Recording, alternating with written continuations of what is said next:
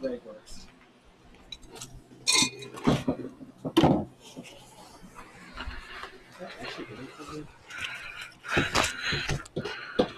Sorry, no, these.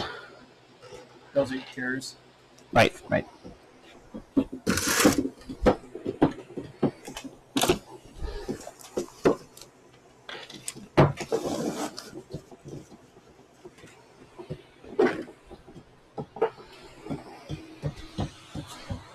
All right, I think we're live. I'm gonna let chat load in for a second here.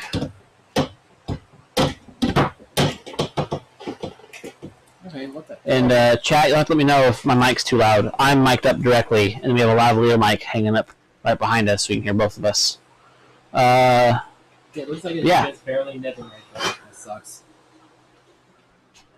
Well, something's wrong, man. That's new, or that's from me doing it earlier? It's hitting something right now. I think it's Might be that. Put it back in. Oh, that was from me rocking it earlier.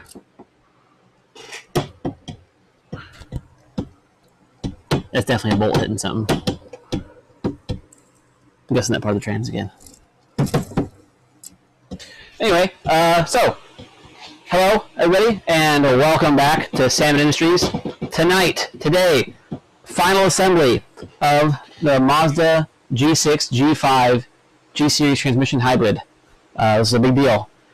We're doing a lot of world firsts on this one. With special thanks to Andrew Sutherland for discovering this, or at least leading me to discovering this on the MX6 group/forum a while ago. And now we're trying to apply it to a bunch of other platforms and a bunch of other cars, including a Festiva, including a Protege, including the KL DE engine or other K-Series engines, a whole bunch of other stuff, widely applicable. Basically, any vehicle that uses a Mazda G-Series transmission can be converted to a 6-speed using this method and various tools. And we will show you all about it and talk about it today. We've talked about it a ton for the past month and a half if you've been following the channel and following our streams recently. But we're basically going to start with the beginning, or start from the beginning today and really talk about everything we've discovered from the start to now and how this all works. And then hopefully either let you guys apply it yourselves, or if you want some help from me, I've been working on sourcing more of the kits to do this, and I can help you guys make it come true for your car. So right now on the table, just for a quick reference, we have a big G and a small G. The difference here, anytime we say small G, we're referencing the 26-spline axle G-Series transmission. It's a cable actuated clutch that's found in the 87 to 89 323 GT, which is a V6T powered car, and then in the 91 to 94 Mercury Capri XR2, again V6T powered front wheel drive car. Any other G series, more or less, is going to be a big G with a 28 spline axle, 28 spline differential. That'll be your later 323s, Proteges, Escort GTs with the BP in them, anything with a KL in it, MX6, Probe 626, an MX3 with the K8. It'll be any engine, any FS powered vehicle, so Protege 5, Protege, Mazda Speed Protege, all those with FSDE or FSDET will have a G series. Later Escorts, Escort ZX2, any front wheel drive Ford Z-Tech typically will have a G series, and you can use this on those. Very widely applicable. Also, if it's your first time visiting the channel, first of all, welcome. Thanks for joining us. Second of all, chat is highly encouraged. We actually have it set up so if you type something in chat, your message will be read out loud for us to hear it and for other people in chat to hear it. So it makes it really easy for us to have like a back and forth conversation. The stream delay is only about 5 seconds, so if you type something in, it takes about 5 seconds for it to show up on the screen, another 2 seconds for them to read it out loud, so it's pretty easy to have a back and forth little thing going there. Steven is currently helping me assemble, or I guess helping himself. He's assembling his transmission, which is the small G, and as he does that, I'll start putting in some stuff into the big G case here. So this is a KLDE G series case, which you might already notice some differences on. 57 HDH said, "Good evening, boys." Good evening, Harrison. Thanks for joining us.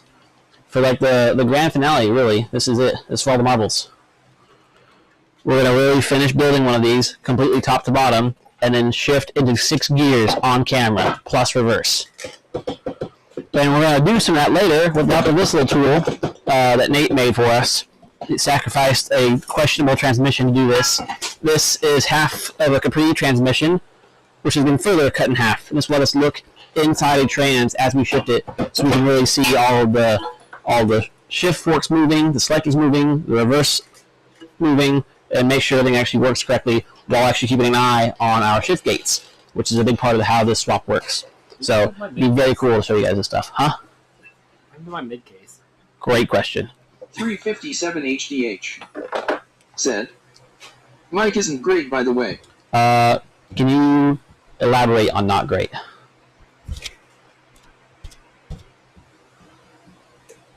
Because I can try to fix it. Potentially. Is it too loud? Is it too quiet? Is the compressor limiting me somehow? Is there all weird background noise?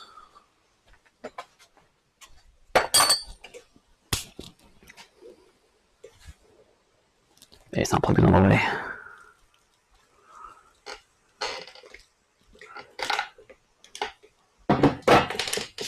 Check, check, check, check.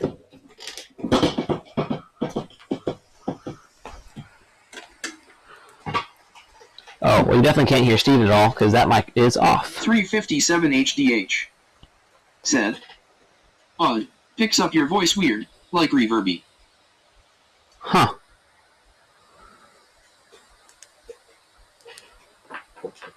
Find my mid case. I'll bolt it back down. It might just not be hitting anything. It might just be rocking or something as it spins. Because there's some hitting back around this radius where I shouldn't hit. But I think it is just rocking. Yeah, where is your mid cases? It was on here like It was right here. a moment ago, right? And then you moved your tool bag.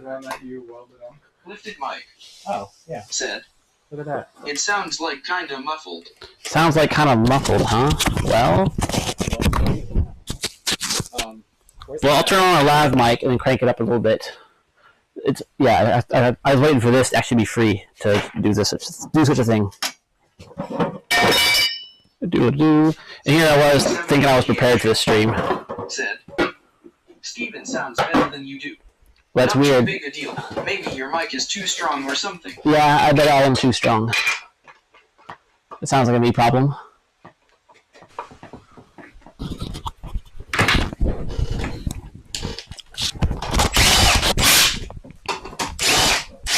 Alright, let me know if the audio is better now. But, well, sort of. I'm carrying the mic around in my hand, so it'll probably sound a little scratchy until I set it down like a normal human.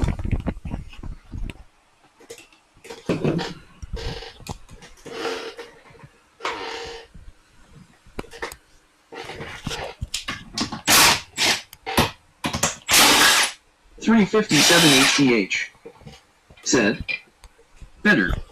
Lifted Mike said, better. Alright. Fantastic. Wow, we got 15 people in here. Awesome. So, where to start? As Steve Investment Assembly over here. Basically, if you look Steven at a... said, keeps better, my man. Yeah. 357 HDH said, being on your chest is the issue. Almost sounded like it was in your mouth. That's so funny because that's normally how I use them. I've only been recently doing the lavalier style thing. Maybe I have it from doing that so much. So, man, this makes for a big heart to sit here and Yeah, it's not hitting anything now. That sounds actually totally fine. Like good. It sounds good. The completely dry bearings doesn't sound bad. Put this G here. So, if you've ever taken apart a 5-speed G series, you may be familiar with these little gears here. If you take the end cap off of your 5-speed transmission, which this one is loose, so I'll pop it off, you would see your 5th gear stacked right here. And then, for most G series, you also see these two funky little things sitting on the top, like this. And actually, I have a close-up cam, so let's get in here and actually give this stuff a look. This can might get a little choppy because it's actually a Wi-Fi camera. It's just my old phone acting as a webcam over Wi-Fi. So if this gets funky, please let me know, chat. I don't know whose G6 shift gates these are, but I'm using them. They're all the same anyways. I had them in the right tubs. Well, I have none in either of my tubs, so that's kind of the issue. Whack. Okay. I thought you took yours out. No. Huh. That's 5-speed. That's what was in my tub. Yeah. That's mine. There. M5 40 yours. There we go. Okay, so now, chat, you should be looking at this end of this transmission. So on your 5-speed trans, you would see your 5-speed gears on the bottom, and at the top, these two piddly-wink tiny gears, which are crazy thin. You'll see these, if I bring them up to the camera here. Obviously, those don't really hold or transmit much power. This is part of the reverse system on a 5-speed. When you shift into reverse, these help make reverse synchronized. It goes all the way up to the top of the shaft, lets you shift into it with a synchro, and then transmit power all the way back down to the internal where reverse is. The odd little system. But it worked. And real quick, I'm going to go back to the overhead so you can watch Stephen work. 357 HDH said, "Nice retro shop vacuum back there." Harrison, I think you're missing the forest for the trees. It was a pretty cool vacuum, though. No lies detected.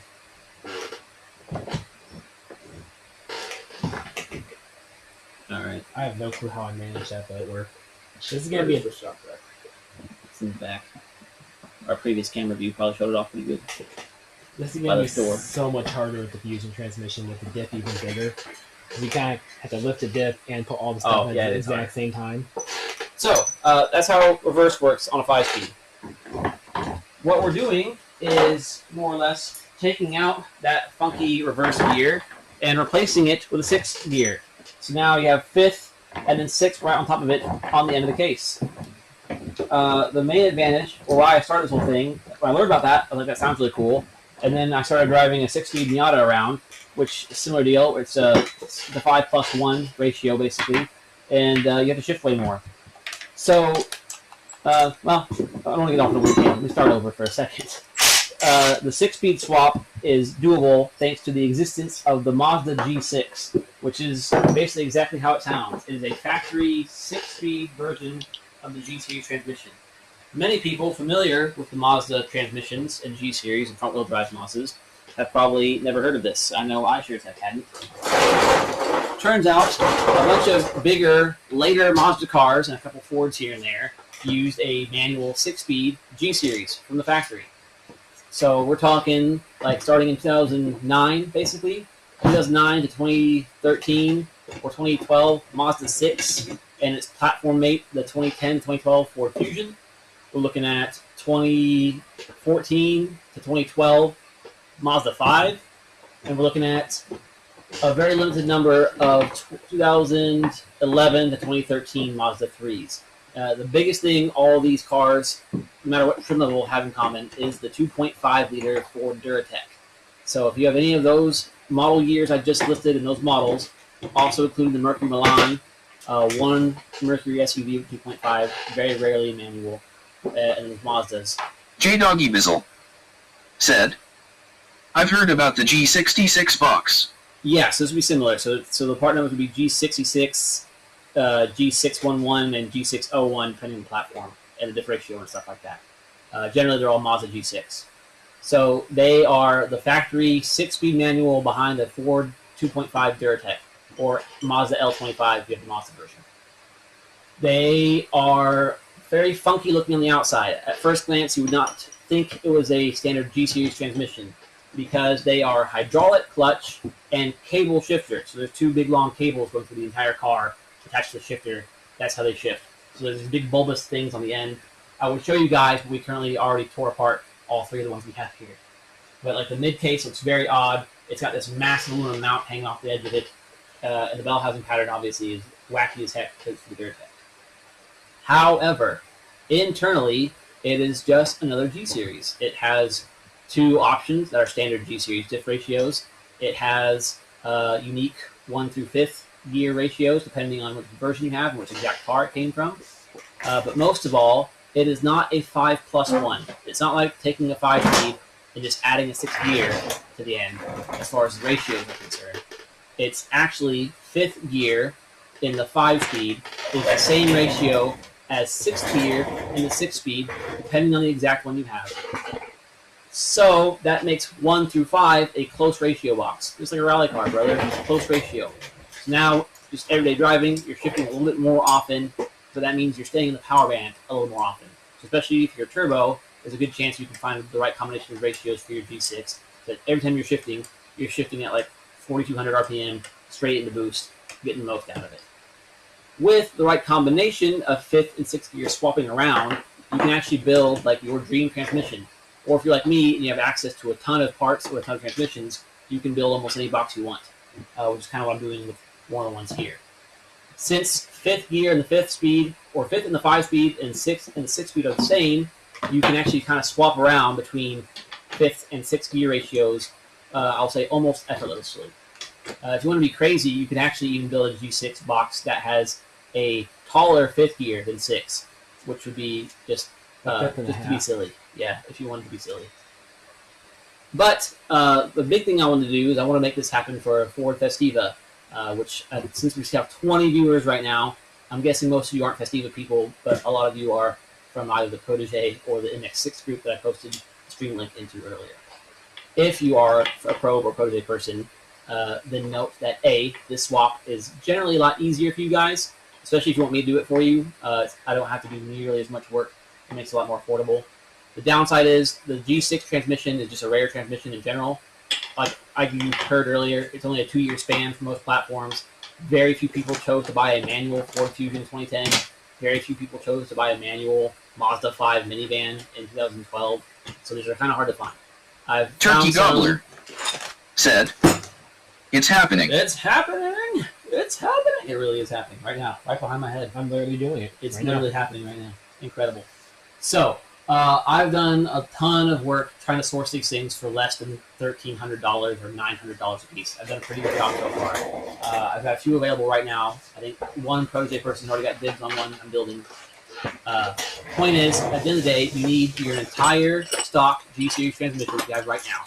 So whether that be FSDE, KL based, MX6, Pro, Protege, whatever. As long as it's... J-Doggy Bizzle said, "What is the absolute tallest 6th you can run?" Asking for Bonneville speed record reasons. Okay, so I did the math. I'm trying to import an insane 6th gear that was only sold in Russia. If I were to import the Russian 6th gear, and if you could find a Mazda 6 front-wheel drive diesel from 2007, also from the Russian market, you could theoretically have a Probe, like a 24-inch tire, so like a 245, 4517, 24-inch overall diameter tire with that transmission and that final drive ratio would give you a theoretical top speed of 260 miles an hour, assuming no aerodynamics. But importing both of those is almost impossible. So realistically, if you have a 24-inch tire with the best 6th gear or tallest 6th gear I can get and the shortest bit I can get, you would be looking at around 175 miles an hour. Vmax, theoretical. That's way up from, I think, the stock, like 148 is the theoretical Vmax with no aero. So it's a huge increase. But again, that you could probably get that with a 5-speed as well. The 6-speed is primarily to have the expirations in between. But if you're building a land speed car, you're more than likely going to want that anyway. I doubt you want to shift straight from 4th into an insanely tall 6th. Shifting from 4th to a moderate 5th and then to a very tall 6th would probably get you there a lot better. But point is, it's doable. I have a lot of options. If anyone wants to have me build these, message me on... If you go to the description for this video, you'll see my Facebook Messenger link is down there. If you're here from Facebook, then you already know how to find me on Facebook. So just message me on Facebook.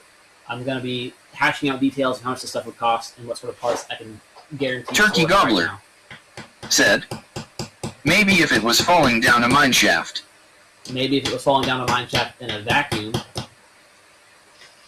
I don't think you can ignore air resistance even on a mine shaft. Yo, where's the hammer? The beat stick.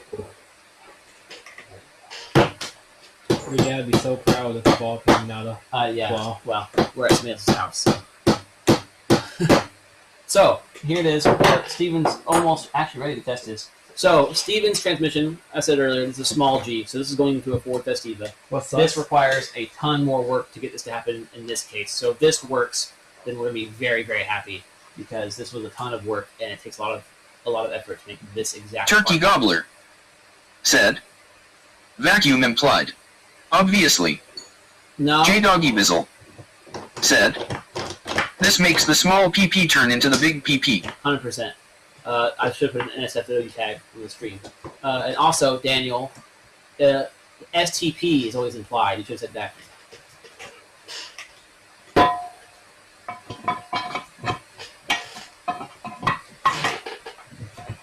I guess the follow-up question is, what's the STP of a main shaft?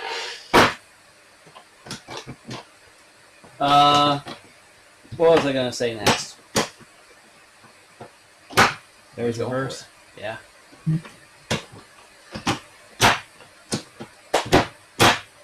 So, let's talk about what makes the 6-speed even better than just the extra ratio. If you thought you had the big PP earlier, you just wait till you get some of this. First of all, the end cap is reinforced. So you'll see that big fancy thing. And maybe I can... I got the chip selector in the right spot because I picked everything back out to change the position. Is the slot not? No, the slot was perfect. I don't know if I tightened the bolts all the way though, so I might have to take everything back out. But it shifted through all gears, no problem. Which? Even in this orientation, which it didn't do before. Oh, right. So that's reversed right now. What I was worried about is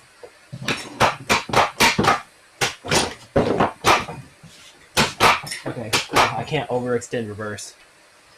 Oh, that's good. That's what the main thing I was worried about. Even if I come over further, You're gonna put the split case on? I could. I mean, it's not really shimmed, but I'm also not bolted down. So we can watch the. Yeah.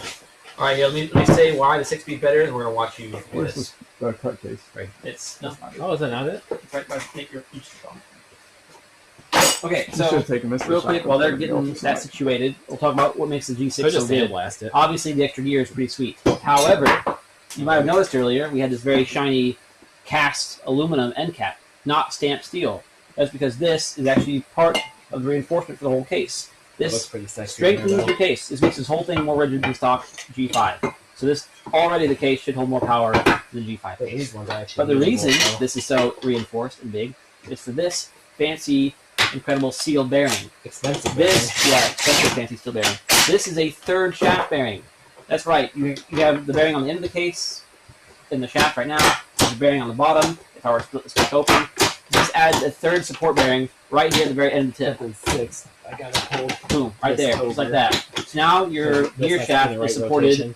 at 3 points, So and then reinforced by this end cap. that's So your third, shaft flex fourth. is reduced by like a third or Neutral more. is still in 33% natural position. less Third, flash fourth is shaft. still. It's still right in the middle. Yeah. Yeah. It straightened itself out. Remember how Mhm. neutral or neutral is slightly to Too far, left of- right? Yeah. Now it's straight. No, it was before I said something. I believe it.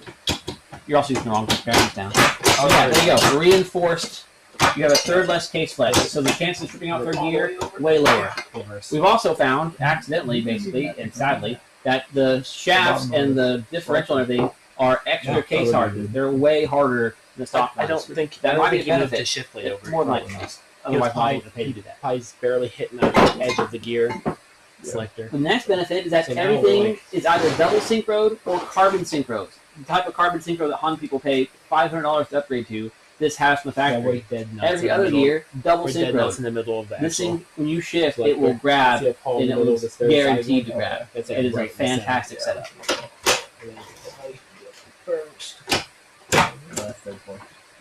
And since it's all still based on the G series, you might have noticed on the outside this still looks like a KL transmission because it looks is. like it's centered. This is the only change on the outside you have. This entire thing, besides this cap, is completely stock. And this cap is only about a quarter-inch taller than the factory one. We'll So this shift bolts like right into your over a car. second. There's no mount modification. There's no engine modifications. There's no shifter modifications. This is just a KL trans with this cap on here. Nice. I mean, that's I did a J Doggy Bizzle said, does this upgraded end case work with the Exile reinforcement plate, and would I be able to use this with a PAR 1 to 5? This should be compatible with PR 1 to 5. I believe 1st through 5th can go on the same shaft. I'd have to double check that though. And We his haven't fully assembled yet. His reinforcement plate doesn't actually add any thickness to it, does it? Correct. No, yes, this would work with the plate. The Exile's plate is on internal. It goes on the inside of this half shaft or this half case, the mid case section, and we don't modify the mid case. Although I'm curious at how much it actually strengthens the case, because you're welding a cast aluminum. But it's a discussion to have. No, I mean his Exile plate. It's a discussion to have not on stream. Oh. Well, yeah, but it's not welded. The XL plate's steel and bolted in. No, it's welded.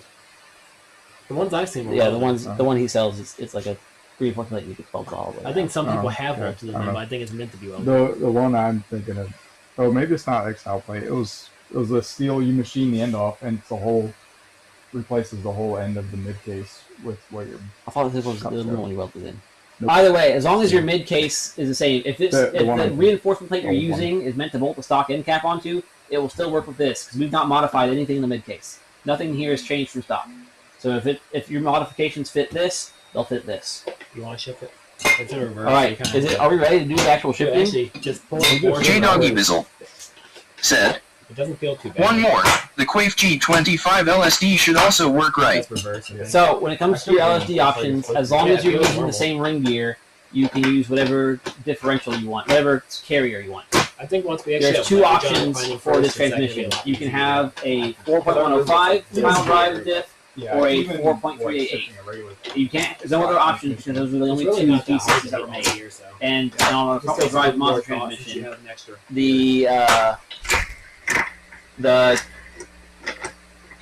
the pinion is obviously part of your gear shaft, and they only made those two G6 gear shafts. There's the pinion that's a 4.105, and the pinion's 4.388. So if you have a Protege transmission or a Probe transmission or a KL transmission that's already 4.105, you can use your whole differential. You can use the Mazda speed Protege one that has the LCD built in.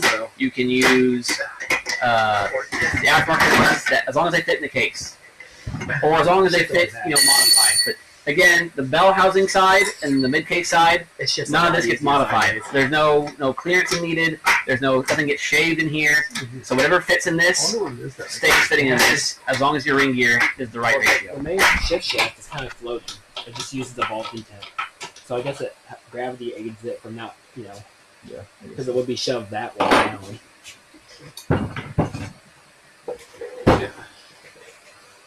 It's shifting great.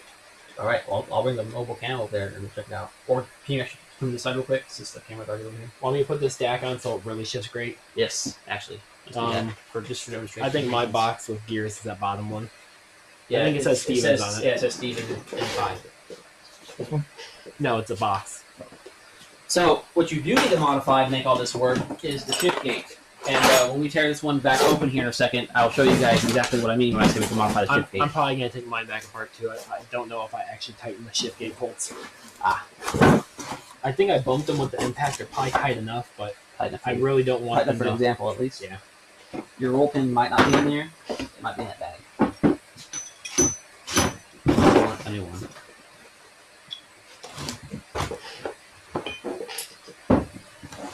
This must be. Oh wait, I need that nut off. Whose gear is this? Oh, that's probably my old fifth gear from G5. This is Nate's gear. Probably Steven's old G5. I'm setting it around. Okay, while we got this view going, let's look for his roll pin. That's not the crazy thick one, right? No, that's the Did you mention the carbon? Yes, carbon synchros And or double synchros for every gear. So strong.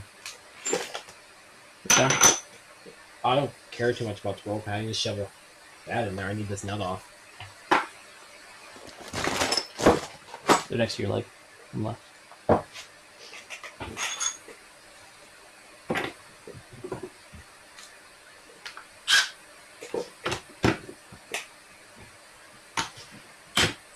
Wow. Of course it's easy.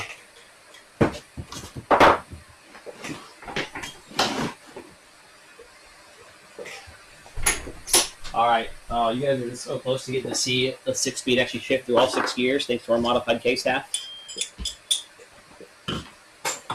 I know I also got asked this often in the Protege chat earlier. People asked about the speedometer. Scott Bassinger said, does not get welded. It's machined and bolted on for the reinforcement plate. Yeah, Okay. that one. We must have seen a different one then. Yeah, I was thinking the one that goes in the mid case by the shaft. Yeah. The shaft flex thing. Let's say I must have been Scott's confused. Yeah, this will work perfectly with Scott's reinforcement plate because it's all the same size on that end. The same bearings, it's the same shims, it's the same process to tighten it all down. It's directly compatible. With that plate and the extra gears, I mean, you might bulletproof a G series. Scott Bassinger said, you're talking about the bell housing plate. Aha! I knew there was Yes. something welded. I was asked about speedometer rings because the Protege uses the Speedo ring along with many other G series, and then some of them don't have a speedometer ring at all. They run off the ABS for speed. That shouldn't matter as long as you're using the same. Scott Bassinger said, I don't make them no more. Oh. And I believe the speedometer gear can be put on to any large E diff. I don't have enough experience with the Mazda Speed diff to see if it has a spot for one. But generally speaking, as long as your diff ratio is the same, as long as if you tell me what diff you want, I can help you get the right donor with the right diff ratio, and you can just use your differential. Otherwise, I believe the big diff cars come with a Speedo gear drive. So that would be the 4.388 G6 has a Speedo drive, and we believe the small ones don't, right? The M5 did not. M5 did not have a speedo. Yeah, drive. okay, so the Mazda 5 is the same deal as the Mazda Speed Protege, where it runs off the ABS for speed sensing, so it does not come with a speedometer drive plastic. But you should be able to swap it on. I'm pretty sure the M5 diff had the tongue hands. Yeah, you can put it on. So to answer that question, generally, yes. Whatever drive system you have now, you can keep it that same way, or switch to the other one and vice versa. It should all be very cross-compatible. And if you want to switch from one to the other, I should be able to source most of that on your behalf. Just let But me know. it's definitely not the right pin. That thing's huge. I don't know where it is. Can I interest you in a replacement pin? Well, there's like 6 buckets of parts down here. I'm sure one of them has it. Well, until I can find it. Here's these. I have mine. Mine. I'd rather use a stock one than one that might not be the right size.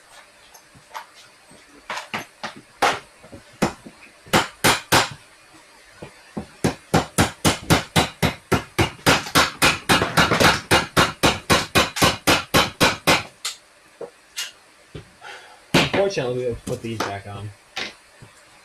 Actually, just this one.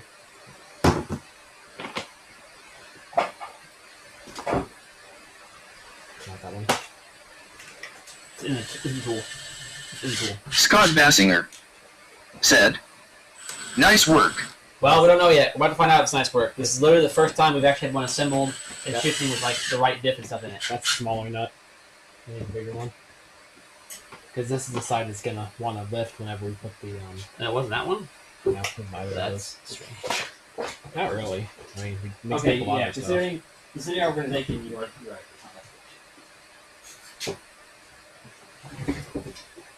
It's a good thing Nate was laughing very loud. I feel like that looks like a huge shoulder. That's fine. It goes to 100 foot-pounds. It's just folded back onto the threads. I feel like there should be more space than that. Did I get 5th and 6th backwards?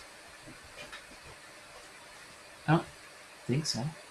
No, because I chipped your top one, and I put the top on the top.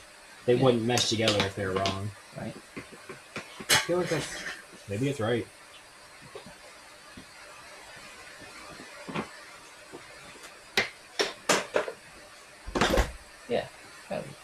That's your bearing surface, right? As long as That'll be good enough for the demonstration, at least. Surely. yeah, we can look at parts diagrams later and make sure before we like fully assemble it. But yeah, it should be good. Just send it. It's It's if coming. you look at it, it has threaded the bent over section. It self-tapped at some point. All right, I'm gonna move this camera over here. You guys are about to see history in the making as we shift a 6-speed into 6 gears for the first time. A 6-speed hybrid G series. Obviously, I'm guessing other people on Earth have shifted 6 feet before. Now we're the first. Nobody's ever done this.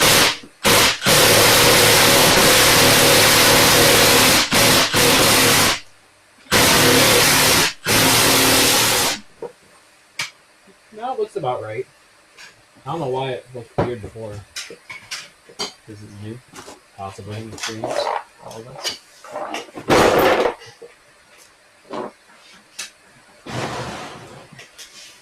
I'll let you. Yep.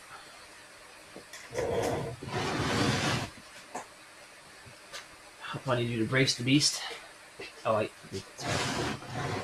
That. Oh, no, we need to do it the other way. Why? For feel. Or does it feel fine sideways now? It felt fine, yeah. I was shifting no Well, I problem. think it looks better this way. The camera sees it better this way. Let's say this one's off with the camera.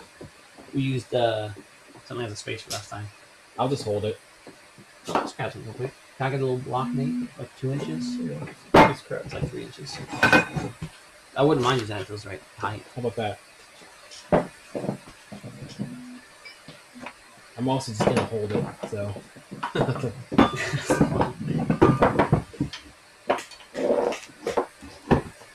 Okay. It's like a feet That's right, block. lay in the. Alright. I like to do this socket. Nate, I could use you to hold the light though. Excuse me, phone. Not live. You pick now. Our moment of glory to tell me you can't go live. Yeah, Nate's internet is just crashed right now.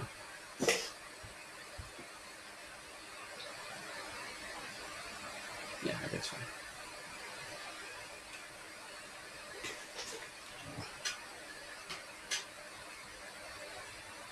All right, chat. So let's talk about what we're looking at here. By which I mean we're looking at now. Here we go. We're gonna start over and look at here. This is your 5-6 shift port. So if we're working correctly and we have 6 here, we'll see it go 5th down, 6th out. So you'll see this whole arm go in and out. That means we're shifting into 5 and 6. If we are shifting to 3rd and 4th like we should, we'll be done real quick, you'll see this shaft pop in and out. You'll hear the transmission go clunk, clunk. That's into 3rd and into 4th. You won't see it because it's way down in there. If we are properly getting into 1st and 2nd, you will see this shift fork right here moving out. So it's 1, 2, or the other way around. And then reverse, you won't see it because it's down on the bottom again, but we will be able to spin the gears and you'll see it go the other way. this shaft should drop all the way pretty much flush with this. For reverse? Yeah. All right. Shall we start with reverse? As long as you take the right direction and turn it. Oh, that's reverse. You move your thumb. Yeah. So there you go. That's me going all the way over. That's back in reverse. It's dog leg. So that's right across from 1st. So normally this would be 1st. Yep, look at the way the diff's spinning. Yep. So that's normal size. And then if I do this, oh, this whole shaft is switch rotation. Well, and the Back diff. in the neutral. Back the other way. Holy cow. All right, so there's reverse, guys. Boom. Reverse. That shaft moved in. Now we should be in neutral. We should be able to go over to here and pull it from 1st, which will move this shaft. Oh, there's 1st. 2nd. Back to neutral. Center it. We will go for 3rd, which should pop the shaft out.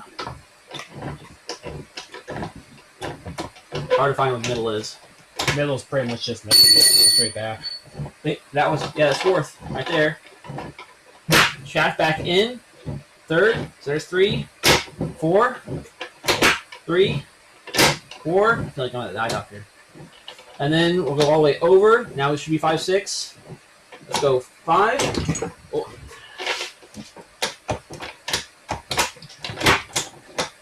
There's a chance I assembled the end stack wrong. Or that ring actually matters. Dantistic G said, We're halfway there. woohoo. That sounded so sarcastic. Not the way I read it out, Yeah. not the message. The robot. Excuse me. Well, maybe our synchro is not quite engaging, but I can see it moving clearly. Mine is missing that ring. Maybe that ring's more important than we thought it was. Oh, hold on. Yeah, there's something. I disassembled or reassembled possibly wrong. Alright, so we missed one thing, but there you can see it. There's 5 and 6. You can see the selector move. Oop. In and out. 4, 5, 6. Select and move. In, out, in, Yeah, I can out. feel it trying to grab the gear. So I probably disassembled it wrong.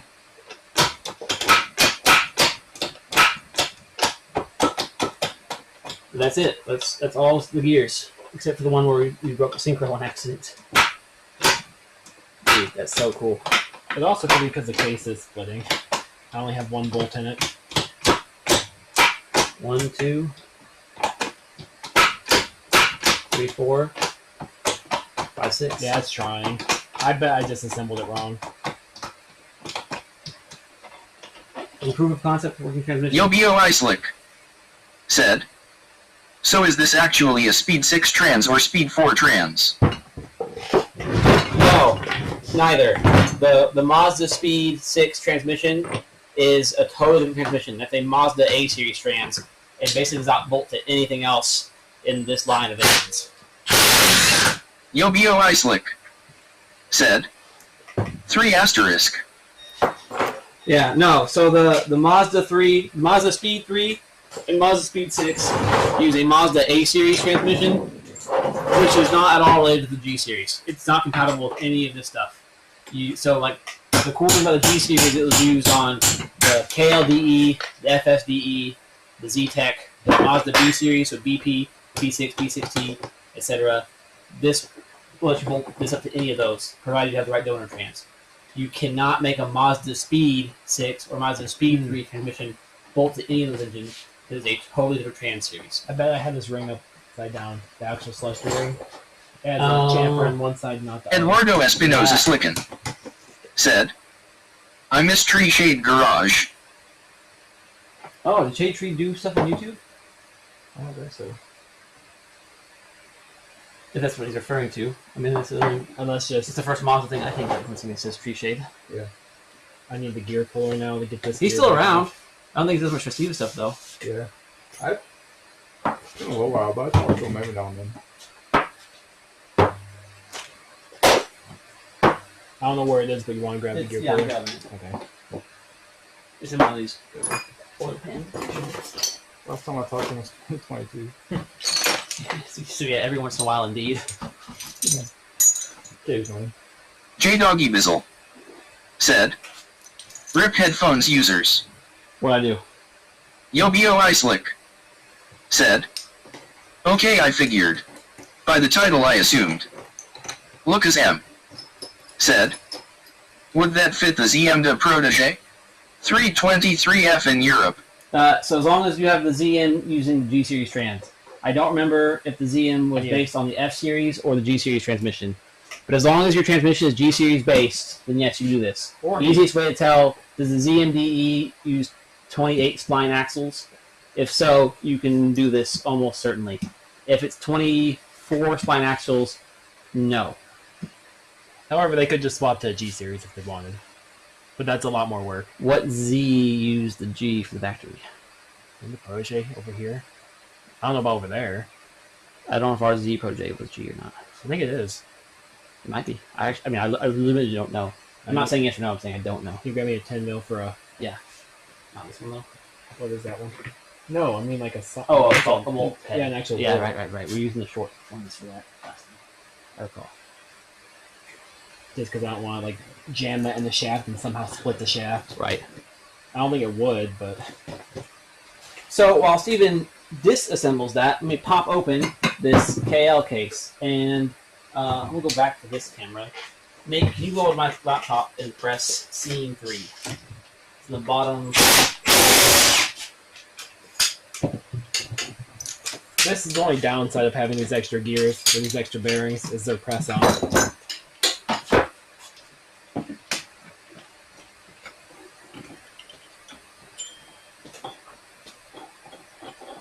Alright, let's crack open this transmission.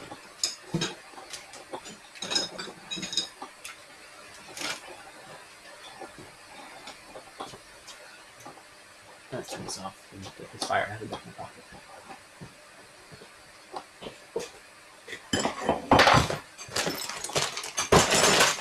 So, on this is a KLDE factory G series.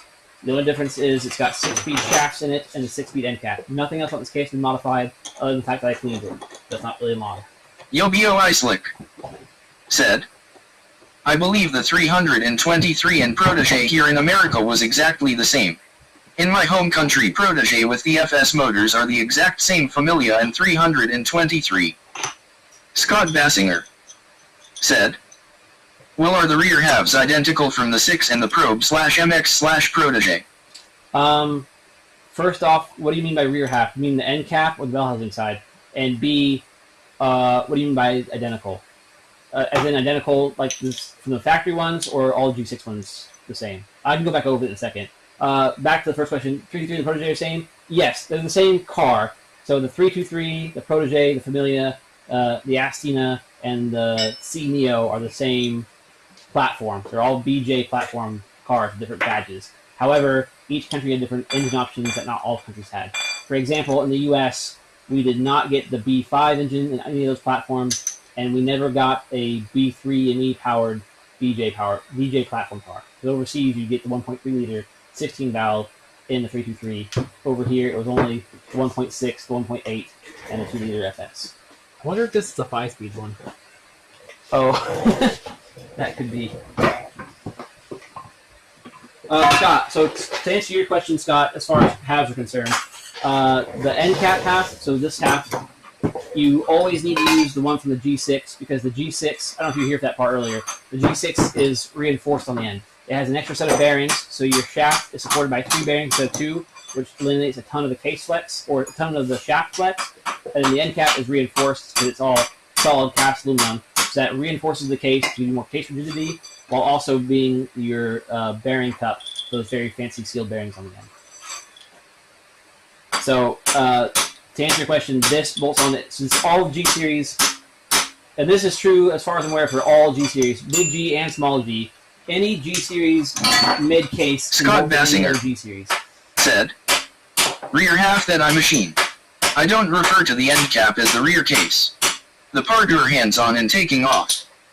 Okay, yeah, so we've been calling that mid-case, but end case is fine. So yes, the mid-case are identical for all G-Series. Well, not identical. There's differences in, like, the molds, because like some of them have more reinforcement than others.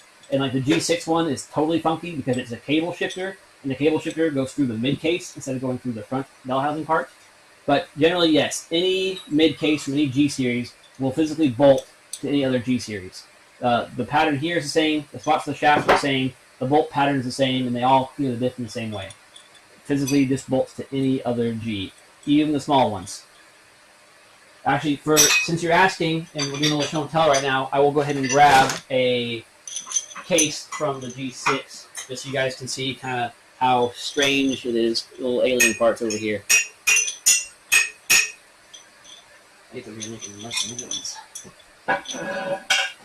So, here is the mid case from the KLDE from an MX6. You can see there's a top where your studs would go.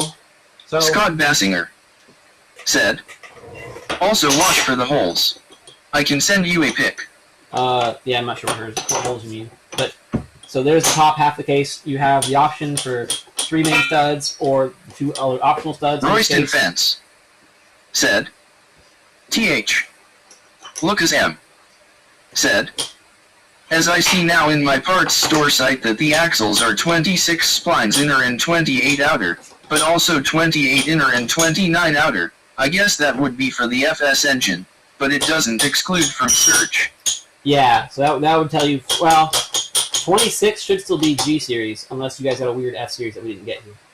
I don't know what Royston Fence said, the G15 MR does not fit the B6 engines. I don't know what you mean by that, because that is a G15 MR, and it came right off of a B6 engine. All G-Series internals, except for Cable G, are cross-compatible. The only difference on these Gs is the bell housing side, and there are definitely G-Series bell housings that bolt to B-Series engines, including the B6 or the B3. They're all the same. I mean, any B-Series engine has the same bell housing. Scott Bassinger said, I've noticed from the Probe and then Protege the shafts are different. Protege and Probe shafts are the same, generally speaking. The only difference would be your final drive ratio. So if your final drive is a 4.388, versus a 4.105 versus the 3.95, that changes your opinion since that is the part that matches the diff.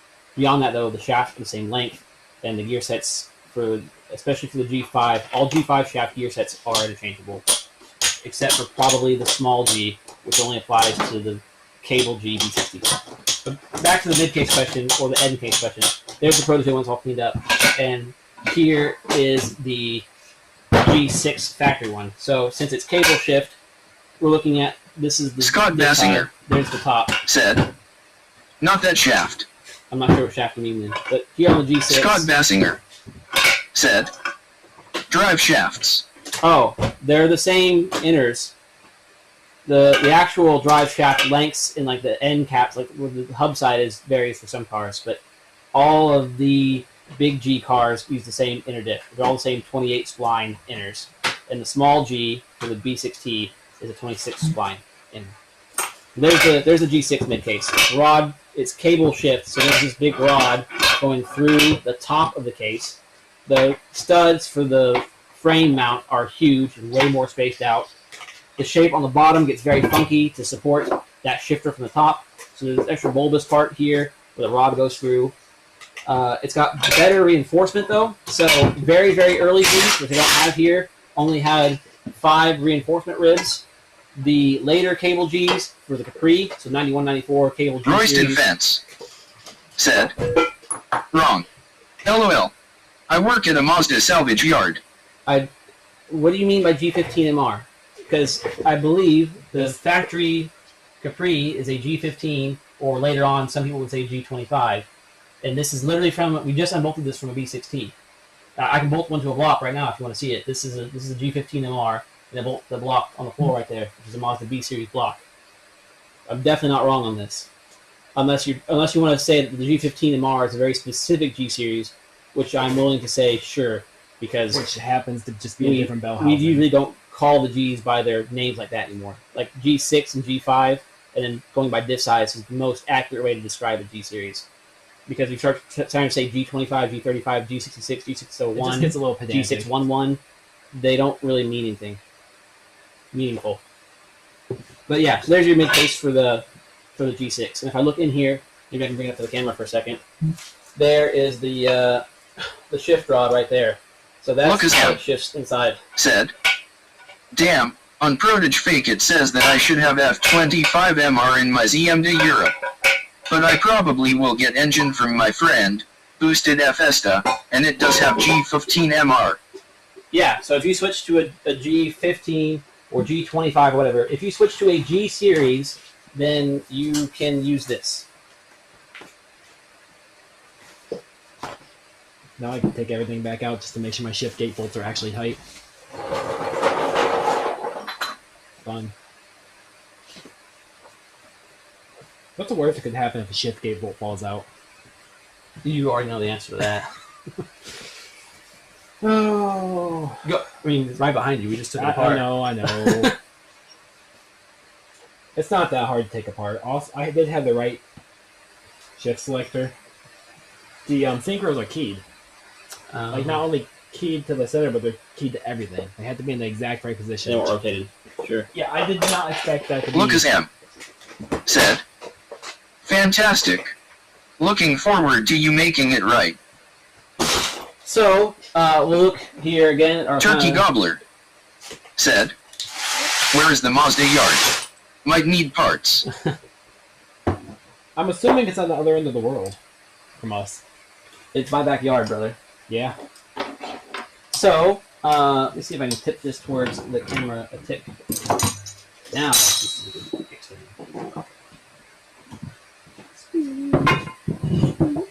I might be able to scoot the diff out without. so here's the G6 shaft. Oh, another advantage. You big G guys probably won't know this as an advantage, but the G6 uses all steel shift forks. The G5 from the early small G, it's got aluminum forks that I won't say they do bend, they can bend. These really won't bend. This is a very strong shift setup. I've heard of people bending them, but I've never actually seen them bent. So I've seen if I see one bent, but not a G one. I've seen E ones. Let me see if I can grab the stack all at once. I didn't oil these as well as I should have. I cleaned them earlier. Oh, there we go. One stack. So if I turn this, for those of you who have taken apart a G series before and are curious, this is the new reverse mechanism. Scott right down Basinger here. said, "Will." So there's reverse. There's this funky linkage that goes all the way over. Now it shifts on this side with that little fork right there. This is really heavy for me to be holding for the camera like this with one arm. But that's the new funky reverse. Or I would say less funky. I'd say this is a better reverse than the G5 Yeah, this is thing. a much smaller. God, I can't get it right. Much smaller. A little lower with your hands. Lower. Oh, wait. Which one doesn't have?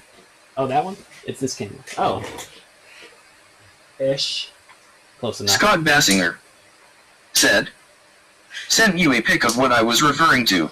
I will look at your pick. Ugh. I'll go back to Steven doing some work on You my mean greasy fingers. undoing some work on the camera. What I said, go back. I'm going to put a little overhead camera so they actually see you do stuff. Worthwhile.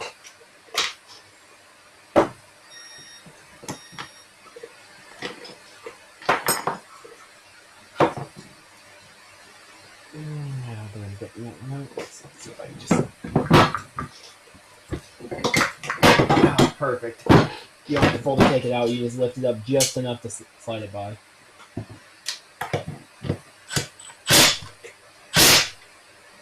Well, it's definitely tight now.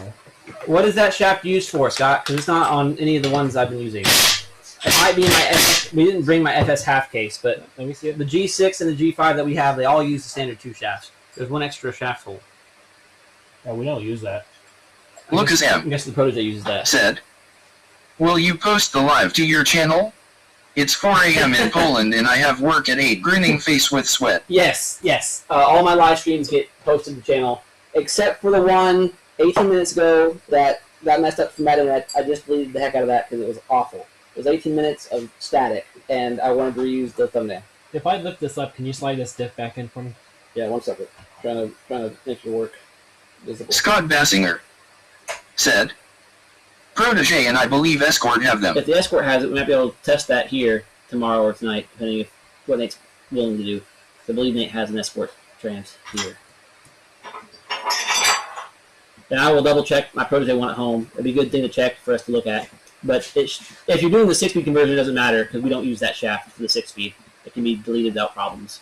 But I'm curious to know what it does, generally speaking. Lucas M said, "Great then, just subscribe so I don't miss out. Heck yeah, Good luck, appreciate it. guys." J-Dog Bizzle said, 3.93 can I run that with the 6-speed? Learning a lot tonight. Is the 3.93 from the Escort? Travis Williams said, "I approve of this." Hey, Travis, welcome. 3.93, I don't think the 3.93 is a G-series ratio. At least it's not what I'm familiar with. Because Capri is 3.95, right? I think so, yeah. Yeah, the only G ratios I'm aware of is 3.95, 4.105, and Scott god-awful Basinger 4.388. said, "I used to supply the cases. I don't now. Just because of this extra hole." Huh. Yeah, I'll have to see what that does. I've never seen that hole in any of the G series I've had. To be fair, when we took apart my Protege transmission, we were in a rush because we took apart my entire working transmission just to steal this. So, Scott Basinger said, "Jesse source a 3.85. yeah, that's what I meant, not 3.9, 3.85. Cable G series is 3.85. Then next up is 4.105, then 4.388. What's up? The shaft hole? Where's the picture? Yeah, so that's Because that shaft would go straight through a gear set where it's at. For that to actually be useful, a whole gear set has to be shifted. unless Protege. Oh no, yeah, Scott. I'm pretty sure it's for reverse on the Protege. The Protege has a hybrid between. Scott Basinger Oh, yeah. said, "Escort has the 3.85.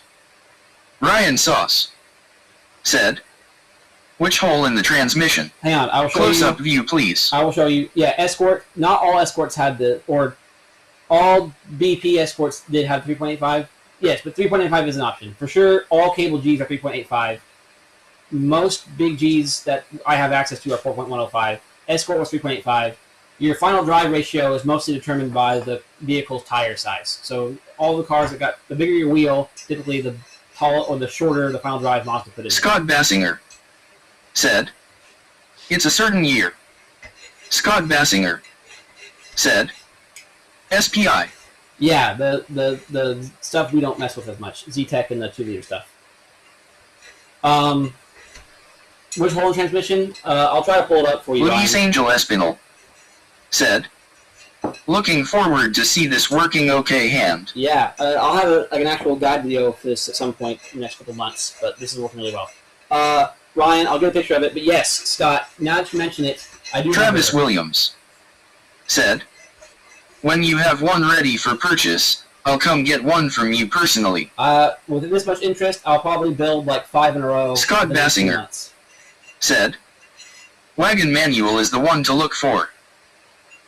Well, depending on what you're looking to do. For the 6-speed stuff, obviously, we just need the case. So hang on, let me back up 3 times. Ryan, the Holland transmission, I'll pull it up on my desktop and try to do screen share. But I do remember, Steve and I just tore that apart the other day. The Protege has like a hybrid reverse. The reverse is somewhere between how the G6 does it and how the cable G series does it.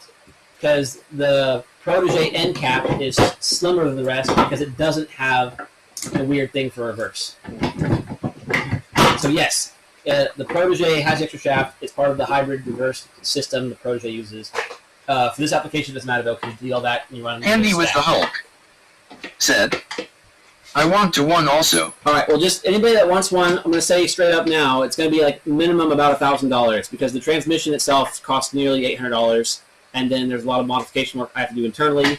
And second of all, bolts. Yeah, different specialized bolts, especially for diff stuff, if you need diff ratios changed. Beyond that, do note that this requires a donor transmission. So I'm going to need, I don't need a working transmission, but I need the entire case from your 5-speed. A good case, not broken. The entire good mid-case and bell housing side of your transmission. We more than likely need your differential in good working order, and we need your shift gate and shift rod mechanism to be in good working order. The gear set we don't need. So if you have a transmission as like a stripped third gear, that's a perfect donor. But we need to tear apart that and only steal its case and shifter parts. I need to buy an entire G6 for you and modify its internal pieces, and then assemble it all.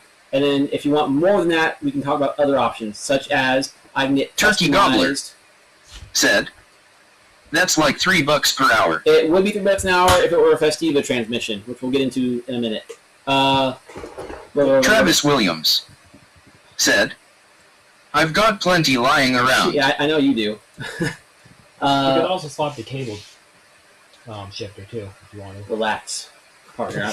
I'm in the middle of another train of thought. Dude, your train of thought's been all over the place. You've read. But there's a lot of people in chat right now. I'm not used to having 20 people asking technical questions. I love it though. This is incredible. Thank you all for. Scott Basinger said, I'll send you a powdered 1 LMAO. And I want an anodized one. I got that one like half polished. I kind of want to anodize it. Hang on. Heck, back to the pricing. $1,000 is like the base price. On top of that, if you want, I can get really crazy and get you like customized 5th and 6th gear ratios. If you want to buy a whole second donor G6, especially from a different car, I can basically get you almost any ratio combo you want between 2nd, 3rd, 4th, 5th, and 6th. I can really customize the 5th and 6th options. We can have a much shorter 5th to get a little more acceleration going into your top speed runs.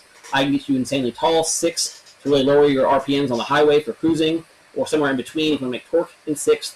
All sorts of fun stuff. I can even source gears that make your 6-speed even shorter than a 5-speed. If you want to be on a track where you're like, I wish I had a gear between 4th and 5th, I can do that. I can leave you a transmission that goes 1, 2, 3, 4, 4.5, 5. But anything on top of that costs money. I can also more than likely completely rebuild your transmission with brand new synchros. Scott Basinger said, swap about just your final drive. You can do that. That requires a lot more work to do a ring gear swap because they're pinned. And under the pin, I have to do custom bolts, which is in that trans. That's a whole other can of worms. Yeah, they're pretty expensive. Doable. I'm willing to do it, but that's going to raise the price fast. Diff work because of the pins. they're hardened. These new ring gears are insanely case hardened, and that brings big problems, as you saw. Some of you saw on the screen yesterday. Had to be EDM. What was I going to say next? I can get brand new OEM synchros straight from Mazda. It's not cheap, but I can do it. I have the OEM tools to rebuild this transmission, so I can get you brand new bearings, used synchros or new synchros, and completely rebuild this with brand new OEM JDM bearings with the factory tools. But again, it's a lot of labor that's going to add to the cost. But I can do all the stuff.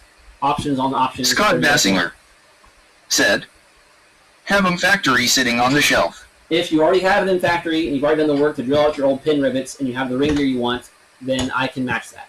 As long as you have your current differential choice and it's a 4.105 or a 4.388, I can source you the correct G6 output shaft to match that. Turkey Gobbler, back to your $3 an hour thing. $3 an hour, maybe, because I mentioned earlier on the stream that all of this stuff for the big G is pretty easy. If you want me to do this to a small G, so if you're a Festiva person, you want me to build you this for your B60 powered Festiva. Send a blank check. Send the blank check. Get the checkbook out. Your wallet's not thick enough. This is going to take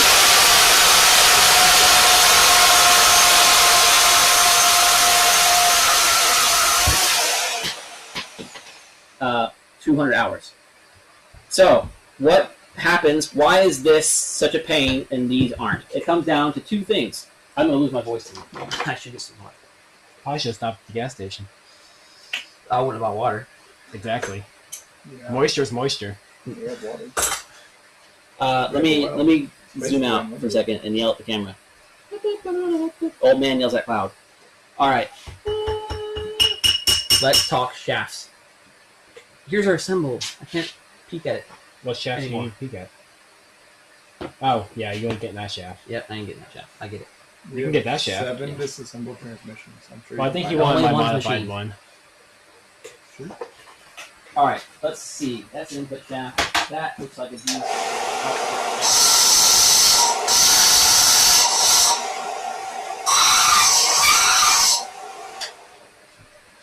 Oh, that's a G5 one. I need the other D6 one.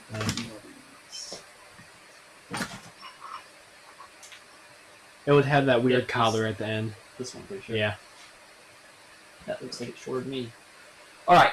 We'll see if the camera's going to pick this one up. But, pardon me, Bloom Dog. Here we have two shafts. And you'll say, oh, well, that one's clearly longer because it's a G6. That makes sense. Sure. Done. But no, it gets worse than that. For years, we've been told why that you can put any G-Series gear set into any other G-Series. So, like, if you have an Escort, you're trying to fix your Capri, you can throw the Escort shaft into your Capri shaft.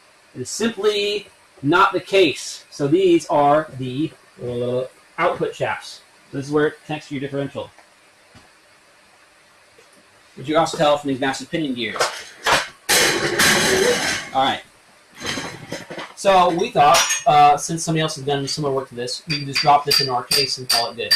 However, let me switch to this camera. Oh, let me do it first so I get you guys seasick. Getting me seasick. So I'm walking in circles around this building. Making sure everything lines up before I start laying some beads.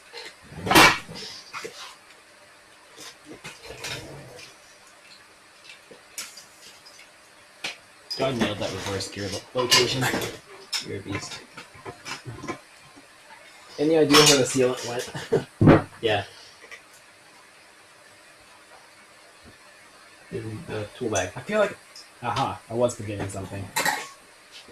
Two somethings. I need my plastic stick too. Alright, so here we are. Here's our shafts. We have a G6 shaft, which should be apparent because it's very tall. Here's where the extra gear goes. And there's a G5 shorter shaft. More specifically, this is from the Capri. This is from a 323 GT or Capri. So it's got a 26 spline differential, not 28. You'll notice it's shorter, but we expect that because it's 6-speed difference. However, if you look very closely, you may notice the height between these bearings is different.